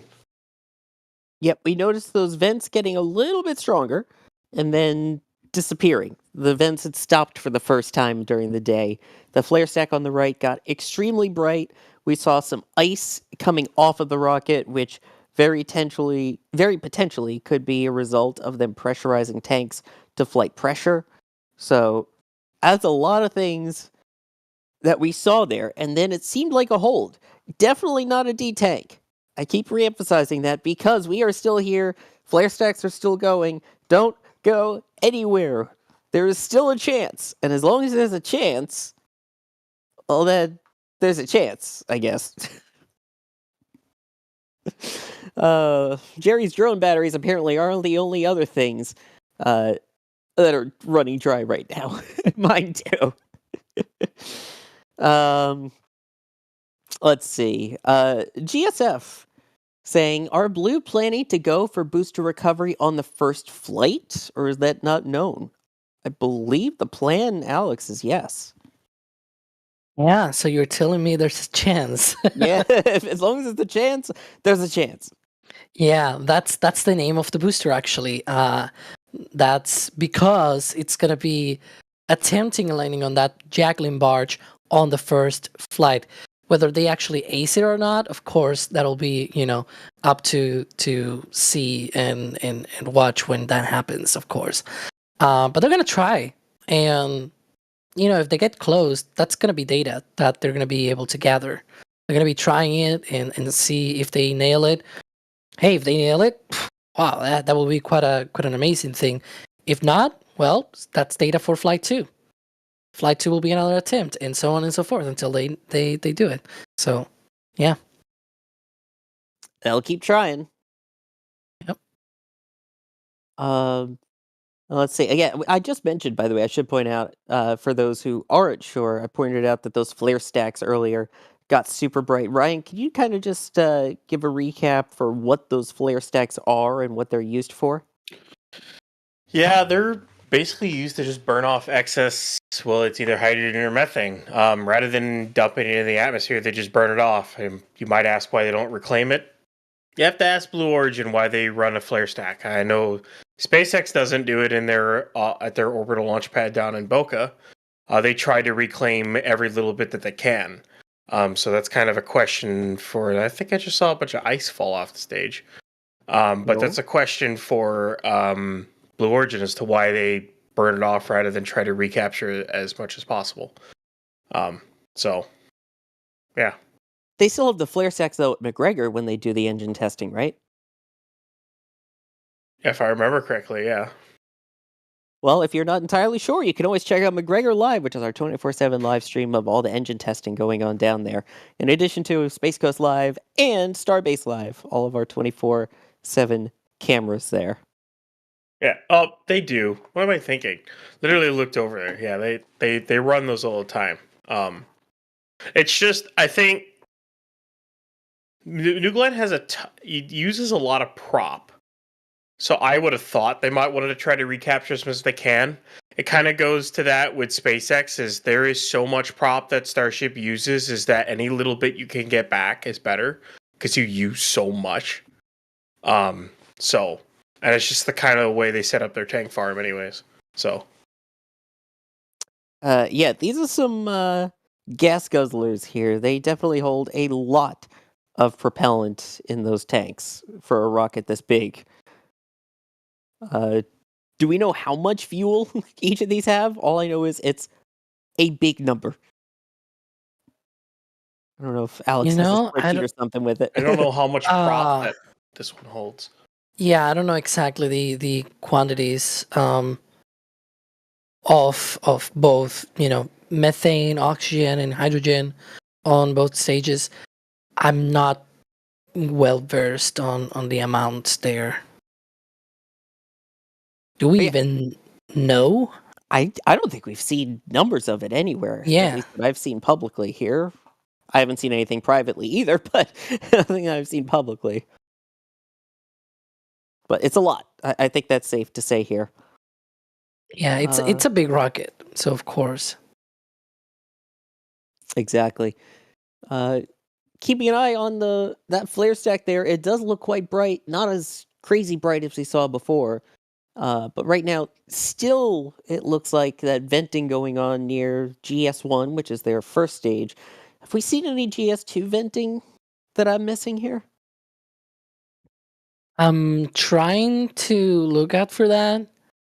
I've not seen much venting, but I do see some condensation from the oxygen tank on the side of the rocket on the GSC2 on land stage 2, that upper stage. Other than that, I've not seen much. Yeah, I haven't seen much on that either. We're continuing to watch, though. Again, we're keeping an eye on all of these signs. At least we have somewhat of an idea to kind of look for. But they're still holding. And if they're still holding, we were still holding hope. How about that? So someone needs to drive over there and hit the button. if they plan on doing this, just push the button, right? It's like that meme drawing, go out there with a stick. Come on, do something. Just gonna send it. Well, no, don't send it. Just fire it. We don't want it. Yeah, don't send it. I mean, send it as in send like the propellant. Exactly. Yeah, send the propellant through send the the rocket up. We don't need a Tianlong 3. No, definitely not. Exactly. Not the Tianlong, but the propellant through the engine. That's what I mean by send it. I know, Jemand. I'm just being a wise guy. I know. You're being piggy. Elle, thank you very much for the kind words and the £2. The best coverage. Appreciate that. And Chris W., becoming a launch director, one of the highest members of support here at NSF. We greatly, greatly appreciate that. Thank you so much. You get the same as Capcom, which is access to our NSF Discord with cool behind-the-scenes stuff, different kinds of channels to chat about, and the Flame Trench pre- and post-show. And you also get your name now at the end of the Flame Trench and NSF Live. So thank you very much for that. We really appreciate it. And Chris W., by the way, one of our mods here on the channel. So shout out, Chris. Thank you very much for all you do and for that. Let's see here. Trying to see if we've got any more updates, anything that looks different on this. Chris, by the way, with an interesting question.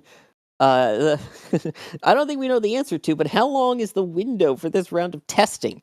I don't think we know, do we? Yeah, Alex, I'll throw that one to you. Yeah, I mentioned before that oftentimes, they have like a slot in the ranges schedule, right? And so they have this window usually for when they do any activities like this one. We don't know how long it runs for, and because that's essentially an internal thing of the range. So unfortunately, yeah. Speaking of run, Ryan, I know you have to run off, so I will send you Yeah. off. And thank you very much for joining us for the first portion of this testing. We'll see if they end up actually doing anything, if anything at all, or they detank and we get a Falcon 9 launch tonight. So, well, I guess we'll see. But yeah, it's a pleasure as always to join. It's fun to talk about other stuff as well. But yeah, let's hope they do something, because otherwise this turns into one of the old days tank watching streams where you watch a tank get you watch it get tanked for a little bit and then nothing happens. So yeah. But again, at this point, they're still going on. So thank you, Ryan, again. You did mention earlier, again, we saw that ice shaking off, which was what we saw the first time that the tanks were getting pressurized. But that vent on, once that vent turns off, that's typically, from what we saw, at least from the hold earlier, a good sign. It seems like they may have tried to go for a static fire or bring the countdown lower and held. Whether that's intentional or not, we don't know. But hopefully that means static fire still possible. We are not ruling it out. Yep. So, But anyways, I will talk to you guys all later. So have fun. thanks, Ryan. Yep. See ya. Again, thank you all for staying with us as we continue to watch and wait and hope. But this is not a detank. This is not anything else that we're aware of. This is still ongoing testing, and there is still potential. Christian Davenport, a name we've seen, someone we've had on the channel before, and another great space reporter. Thank you very much for becoming a PadRat member. Really appreciate that. And if it is the Christian Davenport of the Washington Post, we appreciate your work. Yeah. If it is, wow, that's quite a thing, yeah. Great person. I've talked with him before, sent me a signed copy of his book after we both got to float in Zero G. Very nice. Anyway, back to New Glenn for a moment here. I could gush for a while. Also, Jerwa, by the way, 52 months as a flight engineer. All these years just hanging out, watching Locke's vents. Still fun as always. Thank you. Just keeping a very close eye on things. Again, that ice shaking earlier, a good sign. Continuing to watch here. No indication of slowing down, as well as no indication of speeding up either. But Rankley's wondering, where is Blue Origin's flight control located? Do we know, Alex? I think they have their own launch control there at the Cape, apart from their own site, because they have some manufacturing at Alabama and testing at Texas. But other than that, I think the launch control is local to the Cape. But I may be mistaken there. To be fair, I'm not fully well versed with Blue Origin's operations of New Glenn. Yeah.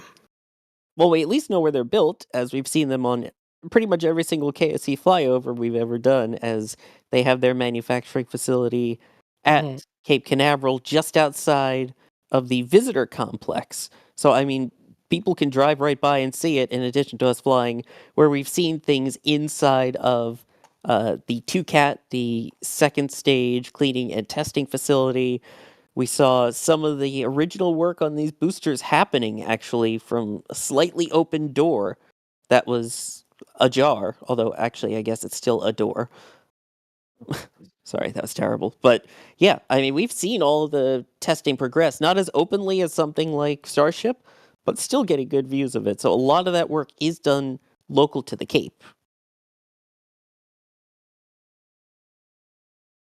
Let's continue on here again, answering more of your questions as we continue to watch everything going on here.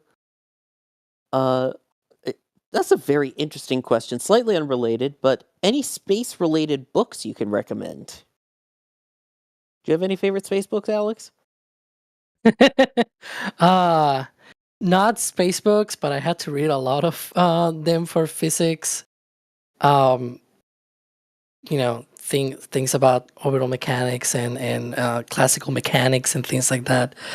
But those are for learning, not for entertainment. For entertainment, I'm a bad reader. I don't read books very often. I'm very very busy writing actually. So yeah. There's not so many new ones necessarily that I can recommend, although I did read the new Challenger book, which was very good, as well as Bringing Columbia Home. They're a little on the sadder side, but they are absolutely fantastic. First space book I ever read that's still one of my favorites, Riding Rockets by astronaut Mike Mullane, is hysterical, although a little more on the PG-13 side. Those are some of my favorite. And of course, Failure is Not an Option with Gene Kranz is a classic if you haven't read that either. So those are the ones at least that I can attest to that I've read that are fantastic and worth reading. We are now at 7:16 coming up here, so 16 minutes past the top of the hour, but there is no indication of slowing down at this point. I know I keep saying that, but that's because I don't want to get too into the weeds in anything, because we're keeping an eye on things here, and if we see any of that activity popping right back up, we want to make sure we cut right to it. Look at that. From both sides, from the left and the right. That's interesting. We saw the same thing about an hour ago. Right before they did what seemed like an attempt at a static fire or a hold point or something like that. Yeah, when we saw those vents shutting off, before that, we had seen the vents actually being very active, which was quite interesting, that behavior. See what I said before, where it's like, right now, it will be silly to write down things like times and everything, because first you need to know what you actually have to look out for, and things like when vents come up, when vents change behavior and things like that. Those are the first things that you need to track, the events that happen. And these events we saw before about an hour ago, when we saw all of that activity from that rocket. If, this is a very big if, they were trying again, we should see those vents perhaps stopping to raise to flight levels, essentially, to ignite those engines or try to do something with those engines. Is that what's happening on the first stage? Look at that. First stage vent has shut down, and then it was the second stage. See what I say? Like, first you need to identify those events, and then the sequencing, and then you get down to the little details of the... And I think one of the flare stacks on the right might have shut down as well. And now... Flame definitely changed. And there goes now the vent on the second no more stage. Vents. Ooh. So that was what we saw last time. The vents stopped, and then it seemed like we saw a little bit of ice shake off, which potentially could be the vehicle pressurizing to those flight levels prior to a static fire test, hopefully? That's our hope, right? Come on, New Glenn. Likely that we might be seeing either a static fire or going right up to the point near engine ignition again. So let's see what happens. Alex, feel free to call out any changes as you see them. Hard racing right now because it's going to be unexpected. It's not going to be like it's Starbase now where we can pinpoint it down to like almost seconds now with so much experience that we have. This is all unexpected, right? We have not seen this before. It's completely new, so it could happen at any time. Exactly. Best we can do is look for any of those indicators that we saw during what looked like a first attempt at it. Well, if that was an abort, then we would not want to see that again. Well, yeah. That's the key. True. Exactly. Yeah, we don't want to see that again. We want to see them going through. So the only chance that we get to have any indication is just fire in the hole, right? It's like that flame trench venting and seeing smoke and vapor. Oh, there's Some the little venting. vent. There goes the flare stack getting bright again. Ooh, come on, come on. Very bright. As those engines. We'll see if maybe we can see a deluge system from here. That's also something, yeah. That might happen. In case they are going for it, we do have microphones at our 0.7 miles away to try and listen to see if we hear any engine sound. Yeah, so you may hear some water sounds.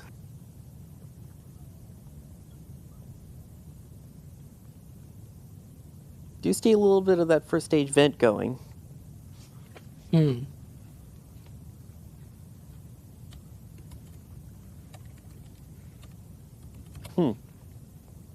Okay, so it seems like things are back to what looks like a hold point right now then. Unless this is something unexpected. New. Yeah, something new, something we've not seen. Oh boy, come on. One can hope. Yeah. But yeah, the fact that everything, we had that super bright flash, and then the first stage venting is back, typically not necessarily a good sign. It seems like a repeat of what we saw just a short time ago, where it's like they tried and then got to a hold point.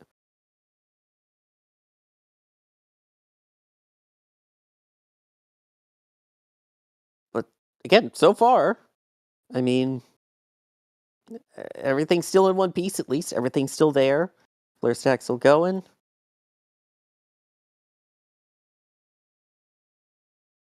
But yeah, it seems like they were about to try again and entered a hold of some kind. I don't know if Alex, you have any other insight as I wax on trying to wait to see if I can see anything. Yeah. I don't know what to say. We got very close, I think, on both occasions. Because it felt like we were very close. At least, might just be, vibes or anything. But it really felt like we were very, very close. And boy. Yeah, I mean, we had indicators that were different again, at least. That's the important thing, is it wasn't just like, oh, a feeling. We saw that venting stop. We saw the flare stack start to get brighter, and then all of a sudden that vent reappeared on that first stage. Man, if this rocket doesn't give you a heart attack every time, I don't know what will. It's definitely nerve-wracking. Yeah. Oh, jeez. Still keep an eye on what might have potentially happened, if we could see anything there. Haven't seen any updates on anything here, so we're continuing to watch, though. At this point, I think New Glenn is going to end up on my naughty list if they don't launch at this point. Send them to Santa. Tell them the naughty list unless they get the static fire off before Christmas. Again, we don't know if they were even planning a static fire. This could have just all been part of their regular testing of taking it down to a certain point and holding. It's a new Oh. rocket, new systems to be tried. So Miss Daisy with the $150 tip at tips.nasasspaceflight.com. Goodness gracious. As always, thanks everyone at NSF for the great coverage, and hope your holidays are tremendous. I love the pun. Thank you so much for that generous support. It's another way to help us out here, and that's why we're able to have a drone and cameras on the ground available for this testing for if and when New Glenn does a wet dress, static fires, all these things ahead of its first flight. So thank you so much. It's also how we continue to provide live views at Starbase, McGregor, at the Cape, everything. Couldn't do it without your support, everyone. So thank you. Thank you. I think Blue Origin needs the support right now.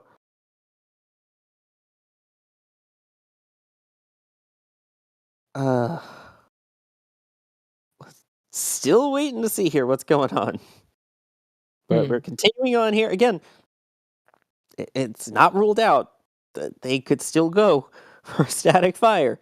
I know I keep saying that, but it's the truth. There's nothing that says, oh no, they can't static fire right now that we're aware of. I think the only issues would mainly be their readiness, the rocket's readiness, the ability to turn things around, how they are on commodities, which we don't publicly know, but we do publicly know right now that they haven't detanked yet. So there's always a chance. If there's fuel in the tanks, flare stack's going, there is a chance here.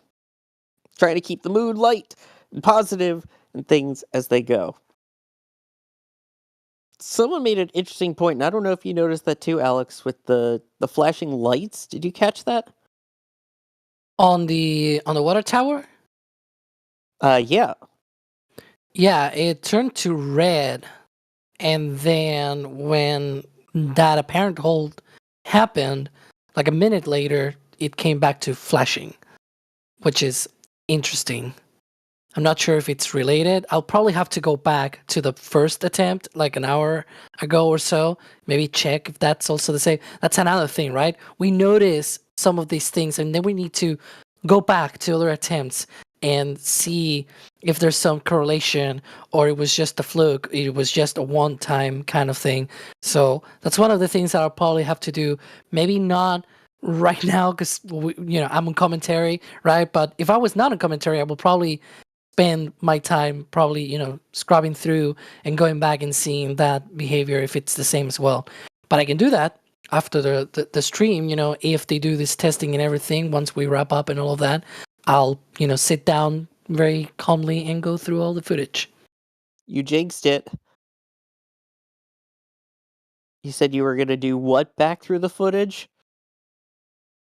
Oh my goodness. Alex, this time it's your fault, not mine. The footage, not the rocket, okay? Not the attempt, not you guys yelled at any me of for that last time.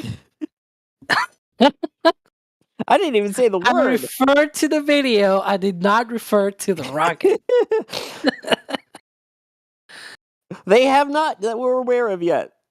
I say we're aware. It's not like we'll really know for certain in any of this. We're watching along with you guys, learning along with you guys here. But yeah, they have not done what Alex was going to do back to the video yet. But yeah, like you I'm pointed gonna out, Sawyer the video.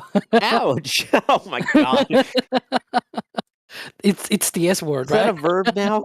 I'm gonna Sawyer the video. Yeah, because sometimes we refer to it as the S word, and I say, yeah, it's a Sawyer. Oh my gosh! Oh, it's another great word that starts with an S. Well, thank you, I guess. By the way, the interesting thing you pointed out of going back and comparing it to other tests, it's kind of difficult because we don't have other tests, do we? We don't have any other tests that we can go back and look through and go, oh yeah, they did that one time.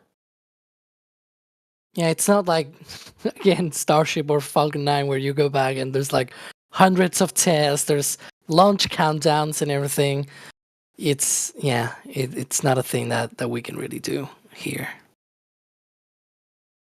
But I mean, we can also, again, go back to what appeared like their first attempt at something earlier, where it looked like they were going down towards a T0 of some sort, whether that was a static fire or a specified hold point.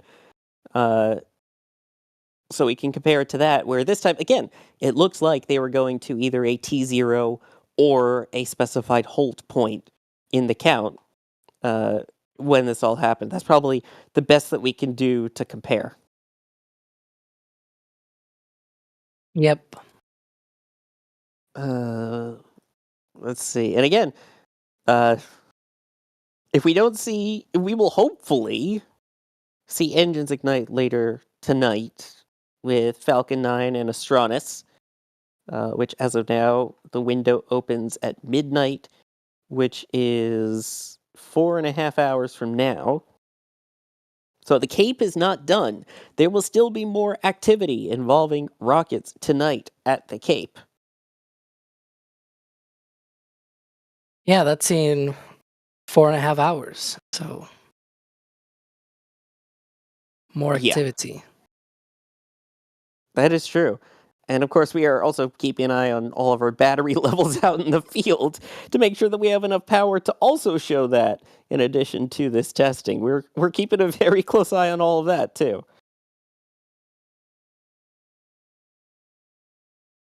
But our team out there, troopers for all of this. Appreciate Jerry with the drone and Max with the cameras, all rolling out for this. It is beyond appreciated. Shout out to the team at the Cape for their amazing work. I mean, we also had Julia out there last night as well for the Astronus attempt. We had D, of course, one of our Cape regulars who's away from the Cape at the moment. There's some other guy that comes to the Cape occasionally every now and then, but he's just all right. He's I don't know. What's his name? Something with an S? S word is his name? But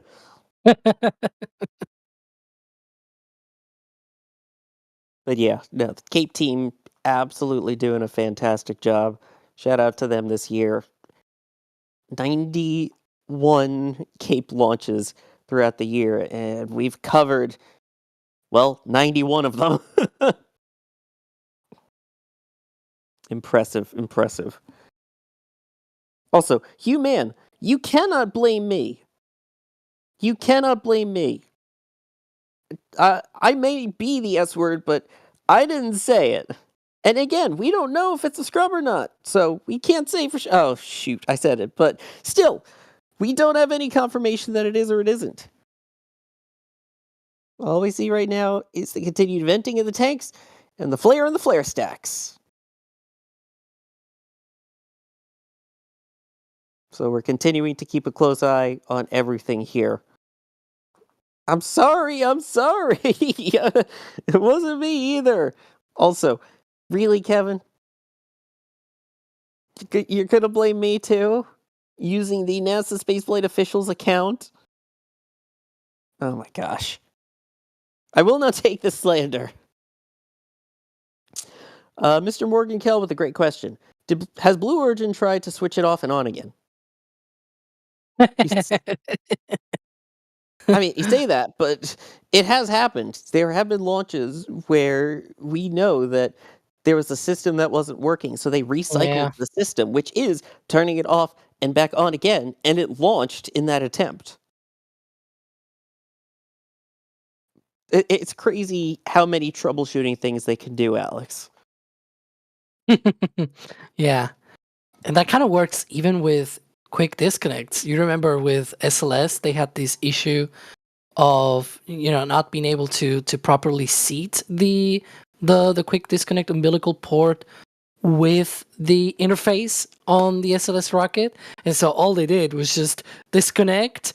They connected again. They did a tanking test, and lo and behold, it worked. So, it could be something like that as well, with a lot of these things where it's like, there might be something out there that might be need to just, turn it off and on again. It's not a really bad idea to do that. There you go. Doesn't need to be a switch or anything. It might be something physical, right? That, you need to disconnect something and then reconnect it. Blue Origin, hire Alex then to turn things off and on again for you. He can be the official switch flipper. Let's see here. Again, continuing to answer questions as best as we can, given there's not as much that we really know, because this is all of our first time watching this, doing this. James is wondering, I wonder if they're checking the boil-off rate for the commodities. So for those who don't know, can you kind of talk about what boil-off is? Yeah, so these propellants are essentially at their boiling temperature.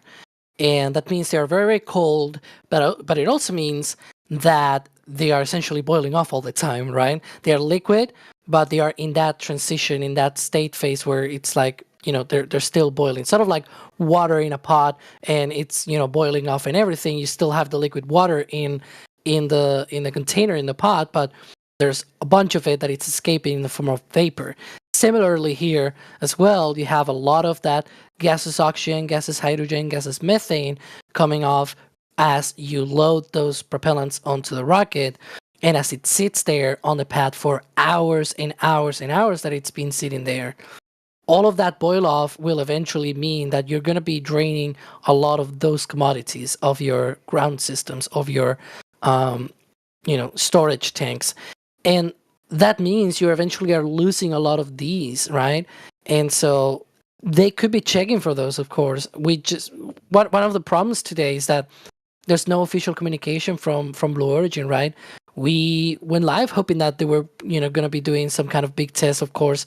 It seemed like at least 2 times, different moments of the day, they were attempting something there. There was a lot of very interesting activity, potentially those tanks going up to flight pressure. But other than that, of course, we don't know, right? We just know what we see, and that's one of those things. Exactly. And if they do need to get a new part for it, the good news is they can get it next day with Amazon Prime. So how much liquid oxygen and how much liquefied natural gas can you order on Amazon? And can they deliver it to a Space Force base next day? I'm actually going to look it up. Oh my god. I think Das actually did that once, where he looked up how to order liquid oxygen on Amazon. There's some, there's just some average products and everything. I'm not joking. I'm looking it up. I'm just curious to see if you can do that. I think he looked up, and I think you could do nitrogen, but not oxygen or any of the fuels. I think that's interesting, but yeah. Darn, so they can't get next or 2-day shipping on it. Okay. Again, that is crazy. Some of the stuff that they do sell on Amazon there. And again, for those who don't know, Jeff Bezos, the owner of Blue Origin, also CEO of Amazon there too. So, Space Nerd wondering, will New Glenn get a coat of paint over the exposed heat shields before flight? Which, that's the interesting thing, Alex, is that we talk about, it doesn't look like there's tiles or anything like we see on the SpaceX ships, but they do have what's known as Comet on it, right? Yeah, that is the thermal protection system material. They call it Comet, and it is applied to both the intrastage and the aft section, the aft module of the first stage. And that's one of the things that they are actually not gonna bother with. They're not gonna be painting those. Originally, we saw those renders and schematics and everything, essentially having them as white, but Blue Origin said, you know what? It doesn't make sense. This paint will essentially just burn off over the flights and everything. It's just gonna become, just a lot more of a hassle rather than something that it's useful in. So they're just leaving it unpainted. Yeah, I mean, for a test flight, it's totally cool. It's almost like how, for those who remember, the original plan for SLS, if you remember, the solid rocket boosters had a swoop on them as well. They had a fancy design. I believe, again, even the first of the Vulcans have the swoop, but that probably won't fully last throughout its design. It's nice seeing these accents, but I guess it's technically all about practicality as opposed to just looking good. Yeah.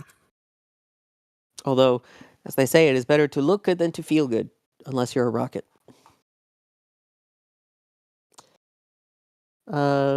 Let's see here. Rankly with the joke. Talking about pushing the buttons and everything for it. My wife says I know how to push buttons. Cool. Go work for Blue so we can get this thing. I almost said Blue Glenn, but That's mixing things.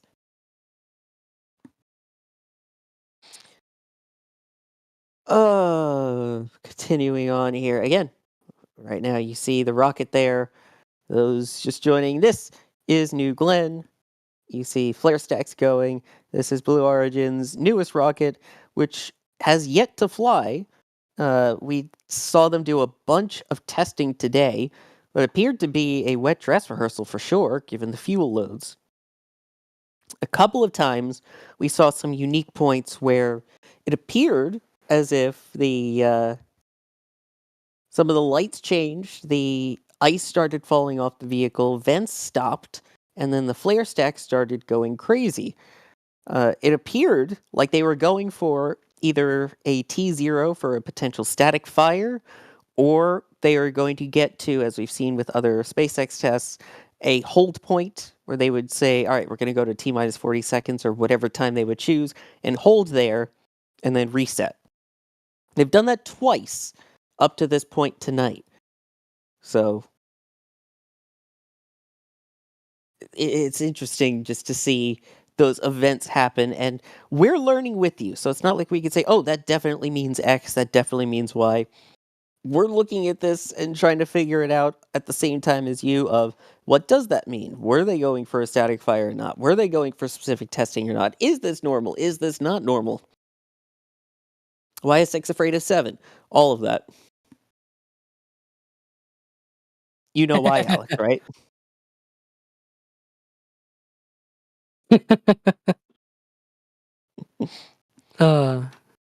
Yeah. It's because 7 has a long storied history that you don't want to know about until he joined a number gang. That's why 6 is afraid.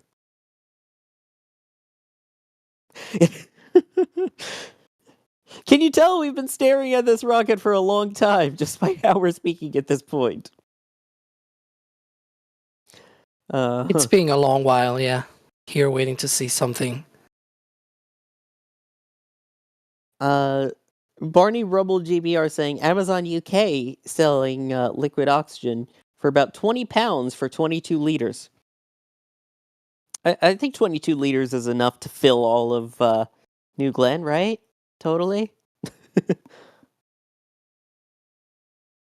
Not like you're talking what is this? The total base diameter is about 8.5 meters. The tanks are 7 meters in diameter.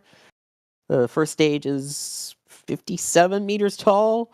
So you've got the LOX tank and the LNG tanks in there. 22 liters is enough. Oh boy. Now, we have a limited, as I mentioned, we had our assets rolling out there. We had Jerry with the drone, and we have Max, who is out there at Cars Park, about 7 miles away. However, we have another launch tonight, and that is Astronus. That is out of Pad 40, and that involves special viewing that we got last night, where we get the super up-close views of those. So between these big flares that we're seeing, that are constant, not like the flare that we saw during one of those potential test countdowns there, and the fact that we kind of still need to use these same batteries for that launch, and then give Max the time to roll out there and be there on time so we can bring you that launch, I believe we're going to wrap up our dedicated coverage tonight, but that does not mean that we are done looking at this rocket. You can continue to watch all the testing on Space Coast Live. Of course, if anything major happens, we will be sure to share it instantly on our socials. So if you're not already, make sure you follow us on X, Facebook, Instagram, your social media platform of choice there, and you'll still be updated, still be able to watch the testing in case anything crazy happens. Hopefully, though, we will see all of you tonight. Alex, I'll be seeing you tonight, right? Yeah, I'm gonna be on the Australians webcast, so yeah. And Jay Keegan, who is operating this stream, I believe will see you to help out with that stream later, in addition to Carson. But Jay, thank you for the producing today, pushing the buttons, pulling the levers. Max, we will definitely see you out there later tonight for Astronis. Appreciate you rolling out and having everything up and running for us throughout this entire window. It's beyond appreciated. Hey, I am happy to do it as always, and thank you very much, everyone, for coming to hang out. I know that was a bit of a tense coaster there for a bit, but that is just how the business in aerospace and spaceflight goes sometimes. But hopefully, we will see you in just a few hours for the launch of Falcon 9 and Astronis. There you go. So, hope you like Max, Alex, and myself, because all three of us will be back. Myself, I am Sawyer Rosenstein. I have been your host for this dedicated coverage. We will see you all for the next attempt of that. And again, join us tonight for the Astronis launch. If you're not already, hit subscribe, hit the notification bell so you know when we go live. And we will see you then. And here we go.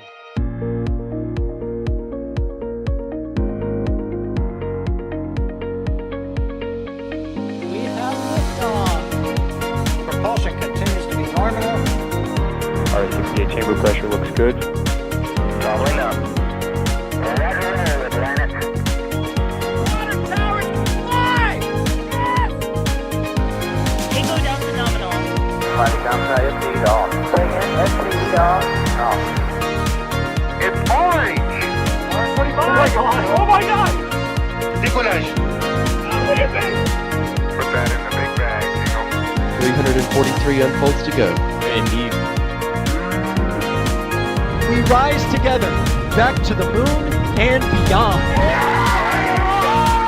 This methane would be igniting in the flare, correct?